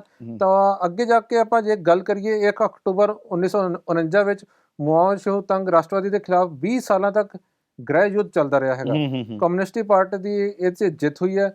ਚੀਨ ਦੀ ਜਿਹੜੀ ਪੀਪਲ ਰਿਪਬਲਿਕਸ, ਉਹਦਾ ਫਿਰ ਨਾਮ ਇਹਨਾਂ ਨੇ ਚੇਂਜ ਕਰਤਾ। ਫਿਰ ਇਹ ਕਹਾਵਤ ਬੜੀ ਮਸ਼ਹੂਰ ਹੋ ਗਈ, ਇੱਕ ਬੰਦ ਡਿੱਬੇ ਕੀ ਤਰ੍ਹਾਂ ਹੈ, ਕਿ ਚੀਨ ਇੱਕ ਬੰਦ ਡਿੱਬੇ ਦੀ ਤਰ੍ਹਾਂ ਦੀ ਇਹ ਕਹਾਵਤ ਲੋਕ ਕਹਿਣ ਲੱਗੇ ਕਿ ਇੱਕ ਬੰਦ ਡਿੱਬਾ ਆ। ਉਹਦੀ ਉਦਾਹਰਨ ਪਤਾ ਕਿਉਂ ਬਣੀ? ਉਹਦੀ ਉਦਾਹਰਨ ਇਹ ਹੈ ਕਿ ਜਿਹੜਾ ਬੰਦਾ ਇੱਥੇ ਆ ਗਿਆ ਔਰ ਇੱਥੇ ਦੀਆਂ ਜਾਣਕਾਰੀਆਂ ਉਹਨੇ ਹਾਸਲ ਕਰ ਲਈਆਂ, ਉਹ ਫਿਰ ਬਾਹਰ ਨਹੀਂ ਜਾ ਸਕਦਾ। ਉਹ ਵਨ ਵੇ ਟ੍ਰੈਫਿਕ ਹੋ ਗਿਆ। ਤੁਸੀਂ ਅੰਦਰ ਆ ਸਕਦੇ, ਜਾ ਨਹੀਂ ਸਕਦੇ, ਕਿਉਂਕਿ ਬਾਹਰ ਜਾਓਗੇ ਤੁਹਾਡੀ ਲਾਸ਼ ਜਾਊਗੀ, ਜੇ ਨਹੀਂ ਤੇ ਤੁਸੀਂ ਜੇਲ੍ਹ 'ਚ ਜਾਓਗੇ, ਤੁਸੀਂ ਬਾਹਰ ਨਹੀਂ ਜਾ ਸਕਦੇ। ਇਹਨਾਂ ਦੀ ਜਿਹੜੀ ਇਨਫੋਰਮੇਸ਼ਨਸ ਜਿਹੜੀਆਂ ਹੈਗੀਆਂ, ਇਹਨਾਂ ਦੇ ਦੇਸ਼ ਦੀਆਂ ਇਨਫੋਰਮੇਸ਼ਨ ਜਾਂ ਇਹਨਾਂ ਦੀ ਟੈਕਨੋਲੋਜੀ ਦੀਆਂ ਜਿਹੜੀਆਂ ਇਨਫੋਰਮੇਸ਼ਨ ਹੈ, ਇਸੇ ਕਰਕੇ ਪੂਰੀ ਦੁਨੀਆ ਦੇ ਸਾਹਮਣੇ ਲੇਟ ਆਉਂਦੀਆਂ, ਕਿਉਂਕਿ ਉੱਥੋਂ ਕੋਈ ਵੀ ਬੰਦਾ ਅਜਿਹਾ ਨਹੀਂ ਹੈਗਾ ਜਿਹੜਾ ਉਹਨਾਂ ਦੀ ਇਨਫੋਰਮੇਸ਼ਨ ਲੈ ਕੇ ਬਾਹਰ ਨਿਕਲ ਸਕੇ। ਯਾਨੀ ਚਾਈਨਾ ਦਾ ਸ਼ੁਰੂ ਤੋਂ ਹੀ ਇਹੀ ਕਰੈਕਟਰ ਰਿਹਾ ਵਾ, ਔਰ ਇਹੀ ਕਰੈਕਟਰ ਅੱਜ ਵੀ ਹੈ। ਤੁਸੀਂ ਇੱਕ ਚੀਜ਼ ਹੋਰ ਦੇਖੋ, ਜਿਹੜੇ ਸੋਸ਼ਲ ਮੀਡੀਆ ਹੈਗਾ, ਫੇਸਬੁੱਕ ਹੈ, YouTube ਹੈ, ਉਹ ਵੀ ਸਰਕਾਰ ਚਲਾ ਰਹੀ ਹੈ। ਜੀ, ਕੀ ਦੇਖਣਾ, ਕੀ ਦਿਖਾਣਾ ਹੈਗਾ, ਲੋਕਾਂ ਨੇ ਕੀ ਸੁਣਨਾ ਹੈਗਾ, ਉਹ ਸਾਰਾ ਕੰਟਰੋਲ ਗਵਰਨਮੈਂਟ ਦੇ ਹੱਥ ਵਿੱਚ ਹੈ। ਪਬਲਿਕ ਦੀ ਆਪਣੀ, ਉਹ ਦੁਨੀਆ ਦੇ ਬਾਹਰ ਦਾ ਕੋਈ ਚੀਜ਼ ਦੇਖਣਾ ਚਾਹੁੰਦੇ, ਦੇਖ ਨਹੀਂ ਸਕਦੇ। ਸਰਕਾਰ ਇੱਕ ਫਿਲਟਰ ਲਗਾ ਕੇ ਉਹਨਾਂ ਨੂੰ ਉਹ ਇਨਫੋਰਮੇਸ਼ਨ ਸਾਰੀ ਪ੍ਰੋਵਾਈਡ ਕਰਦੀ ਹੈ ਕਿ ਆਹੀ ਚੀਜ਼ਾਂ ਅਸੀਂ ਤੁਹਾਨੂੰ ਦਿਖਾਉਣੀਆਂ, ਇਹਦੇ ਇਲਾਵਾ ਤੁਸੀਂ ਕੁਝ ਨਹੀਂ ਦੇਖਣਾ। ਕੋਈ ਫਿਲਮ ਹੈਗੀ ਜਾਂ ਕੁਝ ਵੀ ਹੈਗਾ, ਜਿੰਨਾ ਵੀ ਆਲੇ ਦੁਆਲੇ ਦੁਨੀਆ 'ਚ ਜੋ ਐਕਟੀਵਿਟੀ ਹੋ ਰਹੀ ਹੈ ਜਾਂ ਦੁਨੀਆ ਕਿਹੜੇ ਪਾਸੇ ਕੰਮ ਕਰ ਰਹੀ ਹੈ, ਕਿੱਧਰ ਨੂੰ ਜਾ ਰਹੀ ਹੈ, ਚਾਈਨਾ 'ਚ ਮੇਰੇ ਖਿਆਲ ਤੋਂ ਅਗਰ ਤੁਸੀਂ ਕਿਤੇ ਜਾਓਗੇ ਤਾਂ ਲੋਕਾਂ ਨੂੰ ਸ਼ਾਇਦ ਉਹ ਤੋਂ ਅੱਧੀ ਇਨਫੋਰਮੇਸ਼ਨ ਹੋਊਗੀ ਜੀ, ਉਹ ਉਹਨਾਂ ਤੱਕ ਪਹੁੰਚ ਹੀ ਨਹੀਂ ਰਹੀ ਹੈ। ਦੇਖੋ, ਜਿੱਦਾਂ ਹੁਣ ਆਪਾਂ ਇਹ ਗੱਲ ਕਰ ਰਹੇ ਸੀਗੇ ਕਿ ਭਾਰਤ ਦੇ ਵਿੱਚ ਜਿਹੜੀ ਕਿਹਾ ਜਾ ਸਕਦਾ ਕਿ ਚਾਹੇ ਕੋਈ ਕਿੰਨਾ ਵੀ ਵੱਡਾ ਮੁਜਰਮ ਕਿਉਂ ਨਾ ਹੋਵੇ, ਜੇ ਉਸ ਨੂੰ ਕੋਰਟ ਨੇ ਫਾਂਸੀ ਸਜ਼ਾ ਸੁਣਾਤੀ ਤਾਂ ਜਿਹੜੀਆਂ ਸਰਕਾਰਾਂ ਹੈਗੀਆਂ ਵਾ ਉਸ ਨੂੰ ਫਾਂਸੀ ਦੇਣ ਲਈ ਕਾਫੀ ਲੰਮਾ ਸਮਾਂ ਲਗਾ ਦਿੰਦੀਆਂ ਨੇ। ਜਾਂ ਤਾਂ ਕਹੋ ਕਿ ਚੱਲਦੇ ਰਹਿੰਦਾ ਕਿ ਵੀ ਫਾਂਸੀ ਨੂੰ ਤਾਰੀਖ ਤੇ ਤਾਰੀਖ ਪੈਂਦੀ ਰਹਿੰਦੀ ਹੈ। ਕਦੀ ਜੱਜ ਨਹੀਂ ਹੁੰਦਾ, ਕਦੀ ਵਕੀਲ ਨਹੀਂ ਹੈਗਾ, ਕਦੀ ਗਵਾਹ ਨਹੀਂ ਹੈਗਾ। ਉਹ ਫੇਰ ਜੀ ਜੱਜ ਬਦਲ ਗਿਆ, ਕਦੀ ਟ੍ਰਾਂਸਫਰ ਹੋ ਗਿਆ, ਕੇਸ ਇੱਧਰ ਚਲਾ ਗਿਆ, ਉੱਧਰ ਚਲਾ ਗਿਆ, ਸਰਕਾਰਾਂ ਬਦਲ ਗਈ। ਭਾਰਤ ਦੇ ਵਿੱਚ ਤਾਂ ਇਦਾਂ ਵੀ ਹੁੰਦਾ ਰਿਹਾ ਕਿ ਜੇ ਫਾਂਸੀ ਦੀ ਸਜ਼ਾ ਬਿਲਕੁਲ ਸਾਰੇ ਪਾਸਿਓਂ ਕਲੀਅਰ ਹੋ ਗਈ ਤਾਂ ਜਲਾਦ ਨਹੀਂ ਮਿਲ ਰਿਹਾ ਫਿਰ। ਹਾਂ, ਉਹ ਵੀ ਅਲੱਗ ਸਮੱਸਿਆ। ਫੇਰ ਜੇ ਮਿਲ ਗਿਆ ਤਾਂ ਫੇਰ ਕਿਸੇ ਨੇ ਐਪਲੀਕੇਸ਼ਨ ਦੇ ਦੇਣੀ ਹੈ ਰਾਸ਼ਟਰਪਤੀ ਨੂੰ ਜੀ ਇਹਦੀ ਸਜ਼ਾ ਮਾਫ ਕੀਤੀ ਜਾਏ। ਉਹ ਐਪਲੀਕੇਸ਼ਨ ਜੇ ਚਲੀ ਗਈ ਤਾਂ 2 ਮਹੀਨੇ 3 ਮਹੀਨੇ ਸਾਲ ਉਹਨਾਂ ਦੇ ਕੋਲ ਪਈ ਰਹਿਣੀ ਹੈ। ਜੇ ਉਹਦੇ ਬਾਅਦ ਕਿਤੇ ਫੈਸਲਾ ਹੋਊਗਾ ਤਾਂ ਰਾਸ਼ਟਰਪਤੀ ਚੇਂਜ ਹੋ ਜਾਣਾ। ਉਹ ਮਤਲਬ ਉਹ ਫੈਸਲੇ ਤੇ ਤਾਂ ਨੌਬਤ ਹੀ ਨਹੀਂ ਆਉਂਦੀ ਇੱਥੇ ਤੱਕ। ਨਹੀਂ, ਪਰ ਲੋਕ ਉੱਥੇ ਇਹ ਹਾਲਾਂਕਿ ਜਿੱਦਾਂ ਹੁਣ ਸਾਲ ਦੇ ਵਿੱਚ ਹਰ ਸਾਲ ਤਕਰੀਬਨ ਕਹਿੰਦੇ ਜੀ 70 ਲੋਕਾਂ ਨੂੰ ਫਾਂਸੀ ਦਿੱਤੀ ਜਾਂਦੀ ਹੈ, ਜਦਕਿ ਇੱਥੇ 2 ਲੋਕਾਂ ਨੂੰ ਵੀ ਜੇ ਸਾਲ 'ਚ ਫਾਂਸੀ ਦਿੱਤੀ ਜਾਵੇ ਤਾਂ ਬੜੀ ਚਰਚਾ ਹੁੰਦੀ ਹੈ, ਮੀਡੀਆ ਦੇ ਵਿੱਚ ਬੜੀ ਚਰਚਾ ਹੁੰਦੀ ਹੈ। ਬਸ ਉੱਥੇ ਆ ਗਈ ਨਾ ਗੱਲ ਕਿ ਹਰ ਚੀਜ਼ ਸਰਕਾਰ ਦੇ ਕੰਟਰੋਲ 'ਚ ਹੈ ਉੱਥੇ। ਇਸ ਚੀਜ਼ ਵਿੱਚ ਜਿਹੜਾ ਚੀਨ ਦਾ ਜਿਹੜਾ ਰਵੱਈਆ ਦੁਨੀਆ ਦੀ ਨਜ਼ਰਾਂ ਵਿੱਚ ਉਹ ਬਹੁਤ ਬੱਬਰ ਹੈ, ਸਭ ਤੋਂ ਬਰਬਰ ਹੈ। ਹਾਂ ਬਿਲਕੁਲ ਬਹੁਤ ਜੀ। ਲੋਕਾਂ 'ਚ ਇੱਕ ਖੌਫ ਪੈਦਾ ਕੀਤਾ ਹੋਇਆ ਕਿ ਜੇ ਤੁਸੀਂ ਚੀਨ 'ਚ ਕੋਈ ਅਪਰਾਧ ਜਾਂ ਕੋਈ ਮਤਲਬ ਅਪਰਾਧ ਤਾਂ ਇੱਕ ਹੁੰਦਾ ਕਿ ਜਿਹੜਾ ਕ੍ਰਾਈਮ ਕਰਨਾ, ਬਟ ਤੁਸੀਂ ਉੱਥੇ ਤਰੱਕੀ ਵੀ ਕਰਦੇ ਹੋ, ਉਹ ਵੀ ਅਪਰਾਧ ਆ। ਸਰਕਾਰ ਨੂੰ ਤੁਹਾਡੀ ਤਰੱਕੀ ਵੀ ਨਹੀਂ ਪਸੰਦ ਆਉਂਦੀ ਆ, ਉਹ ਚੱਕ ਕੇ ਤੁਹਾਨੂੰ ਉਹ ਵੀ ਖੁੰਝੇ ਲਾ ਦਿੰਦੀ ਹੈ, ਤਾਂ ਤੁਹਾਡੇ ਉੱਤੇ ਇੱਦਾਂ ਦਾ ਕੇਸ ਲਾਉਂਦੀ ਹੈ ਕਿ ਤੁਸੀਂ ਦੇਖਦੇ ਕਿ ਜਿੰਨੇ ਅਰਬਪਤੀ ਉਹ ਜੇਲ੍ਹਾਂ 'ਚ ਬੈਠੇ ਆ, ਜਦਕਿ ਇੱਥੇ ਭਾਰਤ ਹੈਗਾ ਜਿੱਥੇ ਜਿਹੜੇ ਹੈਗੇ ਮੁਜਰਮ ਆ ਉਹ ਜੇਲ੍ਹਾਂ 'ਚ, ਉੱਥੇ ਅਰਬਪਤੀ ਜੇਲ੍ਹ 'ਚ ਆ। ਕਿੱਦਾਂ ਦਾ ਮਾਹੌਲ ਬਣਾ ਕੇ ਰੱਖੇ ਹੋਏ ਆ। ਹਾਂ ਬਿਲਕੁਲ, ਕਿਉਂਕਿ ਸਰਕਾਰ ਹੀ ਜਦੋਂ ਨਹੀਂ ਚਾਹੁੰਦੀ ਕਿ ਕੋਈ ਵੀ ਵਿਅਕਤੀ, ਨਿੱਜੀ ਵਿਅਕਤੀ, ਉਹਦੀ ਨਿੱਜੀ ਪ੍ਰੋਪਰਟੀ ਇੰਨੀ ਕੁ ਹੋਵੇ ਕਿ ਉਹ ਸਰਕਾਰ ਨੂੰ ਕੱਲ੍ਹ ਨੂੰ ਚੈਲੰਜ ਕਰ ਸਕੇ ਜਾਂ ਸਰਕਾਰ ਨੂੰ ਲੱਗੇ ਕਿ ਵੀ ਸਾਡੇ ਤੋਂ ਵੀ ਜ਼ਿਆਦਾ। ਹੁਣ ਸਰਕਾਰ ਕੀ ਹੈ? ਸਰਕਾਰ ਤੇ ਇੱਕ ਸਿਸਟਮ ਦਾ ਨਾਮ ਹੈ, ਲੇਕਿਨ ਉੱਥੇ ਜਦੋਂ ਸਰਕਾਰ ਇੱਕ ਬੰਦੇ ਦਾ ਨਾਮ ਹੋ ਜਾਂਦਾ ਨਾ, ਉਦੋਂ ਇਸ ਤਰ੍ਹਾਂ ਦੀ ਸੋਚ ਜਿਹੜੀ ਹੈ ਉਹ ਡਿਵੈਲਪ ਹੁੰਦੀ ਹੈ। ਸ਼ੀ ਜਿਨਪਿੰਗ ਜਿਹੜੇ ਹੈਗੇ, ਸ਼ਾਇਦ ਉਹਨਾਂ ਨੂੰ ਲੋਕਾਂ ਦੀ ਜਿਹੜੀ ਪ੍ਰੋਪਰਟੀ ਹੈਗੀ ਆ ਉਹ ਦੇਖ ਕੇ ਉਹਨਾਂ ਨੂੰ ਵਧੀਆ ਜਿਹਾ ਨਹੀਂ ਲੱਗਦਾ ਕਿ ਯਾਰ ਇਹਦੀ ਪ੍ਰੋਪਰਟੀ ਸਰਕਾਰ ਨਾਲੋਂ ਵੀ ਵੱਧ ਹੋ ਗਈ ਹੈ। ਅਤੇ ਜਦੋਂ ਉਹ ਚੀਜ਼ਾਂ ਜਿਹੜੀਆਂ ਹੈਗੀਆਂ ਜਦੋਂ ਚੁਭਣੀਆਂ ਸ਼ੁਰੂ ਹੋ ਜਾਂਦੀਆਂ ਨਾ, ਫਿਰ ਇਹ ਇੱਦਾਂ ਦੀ ਧਾਰਨਾ ਬਣਦੀ ਹੈ ਕਿ ਇਹ ਬੰਦਾ ਇੰਨਾ ਅਮੀਰ ਕਿਵੇਂ ਹੋ ਗਿਆ ਕਿ ਸਰਕਾਰ ਤੋਂ ਵੀ ਜ਼ਿਆਦਾ ਜਿਹੜਾ ਹੈ ਇਹਦੇ ਕੋਲ ਸੋਰਸਿਸ ਹੈਗੇ। ਔਰ ਮੈਨੂੰ ਲੱਗਦਾ ਕਿ ਜਿੱਥੇ ਤੱਕ ਜਿੰਨੇ ਵੀ ਫਾਈਨੈਂਸਰ ਹੈਗੇ ਆ, ਜਿਹੜੇ ਇਨਵੈਸਟਰ ਹੈਗੇ ਆ, ਉਹ ਪੈਸਾ ਫੰਡਿੰਗ ਵੀ ਕਰਦੇ ਆ, ਲਗਾਉਂਦੇ ਵੀ ਆ, ਲੈਂਦੇ ਵੀ ਆ। ਤਾਂ ਉਹਨਾਂ ਦੇ ਕਈ ਚੀਜ਼ਾਂ ਫਿਰ ਇੰਨੀ ਜ਼ਿਆਦਾ ਕੰਟਰੋਲ 'ਚ ਆ ਜਾਂਦੀ ਕਿ ਸਰਕਾਰ ਨੂੰ ਡਰ ਲੱਗਣਾ ਸ਼ੁਰੂ ਹੋ ਜਾਂਦਾ ਕਿ ਜੇ ਫੰਡਿੰਗ ਸਾਡੀ ਬੰਦ ਕਰਤੀ ਤਾਂ ਅਸੀਂ ਕਿੱਦਾਂ ਖਰਚੇ ਚਲਾਵਾਂਗੇ, ਅਸੀਂ ਜੋ ਚਲਾਣੇ, ਕਿਉਂਕਿ ਉਹ ਬੰਦਾ ਪੂਰਾ ਕੰਟਰੋਲ ਕਰਨਾ ਸ਼ੁਰੂ ਕਰ ਲੈਂਦਾ ਕੁਝ ਸਮੇਂ ਬਾਅਦ। ਤਾਂ ਇਹੀ ਚੱਕਰ ਹੈ ਕਿ ਤੁਸੀਂ ਦੇਖੋਗੇ ਜੇ 4-5 ਕੇਸ ਜਾਂ ਜਿੰਨੇ ਵੀ ਕੇਸ ਉਹ 'ਚ ਜਿਹੜੇ ਮੈਕਸਿਮਮ ਹੈਗੇ ਉਹ ਇਨਵੈਸਟਰ ਆ, ਜਿਹੜੇ ਫਾਈਨੈਂਸ਼ੀਅਲ ਨਾਲ ਜੁੜੇ ਹੋਏ ਆ। ਬਾਕੀ ਤਾਂ ਚਲੋ 1-2 ਕੇਸ ਥੋੜ੍ਹੇ ਅਲੱਗ ਹੈ, ਰੀਅਲ ਸਟੇਟ ਦੇ ਹੋ ਗਏ ਜਾਂ ਦੂਸਰੇ ਹੋ ਗਏ, ਬਟ ਘੁੰਮ ਫਿਰ ਕੇ ਜਿਹੜੀ ਗੱਲ ਆਉਂਦੀ ਹੈਗੀ ਆ, ਤੁਸੀਂ ਸਰਕਾਰ ਦੇ ਖਿਲਾਫ ਬੋਲ ਨਹੀਂ ਸਕਦੇ ਹੈਗੇ, ਕੋਈ ਸਟੇਟਮੈਂਟ ਨਹੀਂ ਦੇ ਸਕਦੇ ਹੈਗੇ ਆ। ਜੇ ਤੁਸੀਂ ਦਿੱਤਾ ਹੈਗਾ, ਤੁਹਾਡੇ ਉੱਤੇ ਜਾਂਚ ਹੋਊਗੀ ਤਾਂ ਉਹ ਸਰਕਾਰ ਫਿਰ ਤੁਹਾਡੇ ਖਿਲਾਫ ਹੀ ਫੈਸਲਾ ਲੈ ਕੇ ਤੁਹਾਨੂੰ ਜੇਲ੍ਹ ਦੀ ਸਜ਼ਾ ਹੋ ਜਾਂਦੀ ਹੈ। ਜੇਲ੍ਹ ਦੀ ਜੇ ਸਜ਼ਾ ਹੋ ਗਈ ਹੈ ਤਾਂ ਬੰਦਾ ਬਾਹਰ ਹੀ ਨਹੀਂ ਆਉਂਦਾ, ਕਈ ਵਾਰ ਤਾਂ ਉੱਥੇ ਜੇਲ੍ਹ 'ਚ ਉਹਦੀ ਮ੍ਰਿਤੂ ਹੋ ਜਾਂਦੀ ਹੈ, ਤਾਂ ਉੱਥੇ ਹੀ ਪੂਰਾ ਹੋ ਜਾਂਦਾ ਹੈਗਾ। ਤਾਂ ਕਈ ਬਹੁਤ ਕੰਡੀਸ਼ਨਸ ਇੰਨੀ ਚੰਗੀਆਂ ਨਹੀਂ ਹੈ। ਤਾਂ ਆਉਣ ਵਾਲਾ ਸਮਾਂ ਮੈਨੂੰ ਲੱਗਦਾ ਕਿ ਇਹ ਜਿਹੜੇ ਅਸੀਂ ਹੁਣ 1200 ਅਰਬਪਤੀ ਨਜ਼ਰ ਆ ਰਹੇ ਆ, ਮੇਰੇ ਖਿਆਲ ਤੋਂ 2025 ਤੱਕ ਆਉਂਦੇ ਸ਼ਾਇਦ 500-600 ਹੀ ਰਹਿ ਜਾਣ ਜੇ ਇਹਨਾਂ ਦੀ ਸਰਕਾਰ ਰਹਿੰਦੀ ਅੱਗੇ। ਨਹੀਂ, ਜੇ ਤਾਂ ਚੀਨ ਦਾ ਰਵੱਈਆ ਤਕਰੀਬਨ ਸਰਕਾਰ ਦਾ ਅਜਿਹੇ ਰਿਹਾ, ਕਿਉਂਕਿ ਤੁਸੀਂ ਆਪਾਂ ਅਰੁਣਾਚਲ ਪ੍ਰਦੇਸ਼ ਦੇ ਵਿੱਚ ਤਵਾਂਗ ਦੇ ਵਿੱਚ ਤੁਸੀਂ ਦੇਖਿਆ ਹੋਣਾ ਪਿਛਲੇ ਦਿਨੀ ਭਾਰਤ ਦੇ ਨਾਲ ਵੀ, ਜਦੋਂ ਇੱਕ ਜਿਹੜਾ ਉੱਥੇ ਟੈਂਪਰੇਰੀ ਬਾਰਡਰ ਹੈਗਾ, ਜਿਹੜਾ ਲਾਈਨ ਆਫ ਐਕਚੁਅਲ ਕੰਟਰੋਲ ਜਿਹਨੂੰ ਆਪਾਂ ਕਹਿੰਦੇ ਆ, ਉਹ ਉੱਥੇ ਤੁਸੀਂ ਦੇਖਿਆ ਹੋਣਾ ਪਿੱਛੇ ਭਿੜੇ ਸੀਗੇ ਉਹਨਾਂ ਦੇ ਫੌਜੀ, ਤਾਂ ਆਪਣੇ ਫੌਜੀ ਭਿੜੇ ਸੀਗੇ ਉੱਥੇ ਵੀ। ਪੂਰੇ ਵਰਲਡ ਦੇ ਵਿੱਚ ਇਸ ਚੀਜ਼ ਦੀ ਚਰਚਾ ਹੋਈ ਕਿ ਚਾਈਨਾ ਨੇ ਹੀ ਅਜਿਹਾ ਮਾਹੌਲ ਬਣਾਇਆ ਕਿ ਉੱਥੇ ਇੰਨੇ ਖਤਰਨਾਕ ਜਿਹੜੇ ਆ, ਜਦਕਿ ਉੱਥੇ ਕਿਸੇ ਵੀ ਫੌਜ ਕੋਲੋਂ, ਨਾ ਉਹਨਾਂ ਕੋਲੋਂ ਅਤੇ ਨਾ ਇੱਧਰਲੇ ਪਾਸੇ ਕਿਸੇ ਕੋਲ ਵੀ ਹਥਿਆਰ ਦੀ ਜਿਹੜੀ ਆ ਉਹ ਪਰਮਿਸ਼ਨ ਨਹੀਂ ਹੁੰਦੀ। ਜਦੋਂ ਹਥਿਆਰ ਦੀ ਪਰਮਿਸ਼ਨ ਨਹੀਂ ਹੈਗੀ, ਜ਼ਾਹਿਰ ਹੈ ਕਿ ਉੱਥੇ ਖੂਨ ਖਰਾਬਾ ਨਹੀਂ ਹੋਏਗਾ, ਲੇਕਿਨ ਇਸ ਦੇ ਬਾਵਜੂਦ ਉੱਥੇ ਖੂਨ ਖਰਾਬਾ ਹੋਇਆ ਕਿਉਂਕਿ ਇਹ ਚੀਜ਼ ਚਾਈਨਾ ਦੇ ਸੁਭਾਅ 'ਚ ਸ਼ਾਮਲ ਹੈ। ਹਾਂਜੀ, ਉਹਨਾਂ ਨੂੰ ਆਪਣਾ ਇਹ ਚੀਜ਼ਾਂ ਨਹੀਂ ਬਦਲ ਸਕਦੇ ਹੈਗੇ। ਇਹ ਸਾਰਾ ਕੁਝ ਹੁਣ ਤੁਸੀਂ ਦੇਖੋ, ਕਮਿਊਨਿਸਟ ਪਾਰਟੀ ਦੀ ਅਸੀਂ ਸੰਸਥਾਪਨਾ ਦੀ ਗੱਲ ਕਰੀਏ ਤਾਂ ਕਮਿਊਨਿਸਟ ਪਾਰਟੀ ਦੀ ਸਥਾਪਨਾ ਜਿਹੜੀ 1921 'ਚ ਹੋਈ ਸੀ। ਤਾਂ ਇਹਨਾਂ ਨੇ ਆਪਣੇ ਪਾਰਟੀ ਦਾ ਨਾਮ ਰੱਖ ਲਿਆ ਸੀ CCP। ਹਾਂਜੀ। ਤਾਂ ਇਹ ਪਹਿਲੀ ਕਾਂਗਰਸ, ਪਹਿਲਾਂ ਕਾਂਗਰਸ ਪਾਰਟੀ ਹੋਈ ਸੀ। ਹੋਰ ਇਹਦਾ ਜਦੋਂ ਹੋਇਆ ਤੇ 2000 ਸਾਲ ਤੱਕ ਦੇਖੋ ਇਹਨਾਂ ਦਾ ਵੰਸ਼ਵਾਦ ਚੱਲਦਾ ਰਿਹਾ। 2000 ਸਾਲ ਤੱਕ ਉੱਥੇ ਰਜਵਾੜਾ ਸ਼ਾਹੀ ਸੀਗੀ। ਉਹਨਾਂ ਦੇ ਮਤਲਬ ਫੈਮਿਲੀ 'ਚ ਉਹੀ ਸਾਰੇ ਬੰਦੇ ਰਹੇ, ਤਾਂ ਕਿਸੇ ਨੂੰ ਮੌਕਾ ਹੀ ਨਹੀਂ ਮਿਲਿਆ। ਤਾਂ ਲੋਕਾਂ ਨੂੰ ਜਦ ਆਵਾਜ਼ ਉਠਾਉਣ ਦਾ ਮੌਕਾ ਨਹੀਂ ਮਿਲਦਾ ਤਾਂ ਲੋਕ ਹਮੇਸ਼ਾ ਫਿਰ ਦੱਬੇ ਹੀ ਰਹਿੰਦੇ ਆ।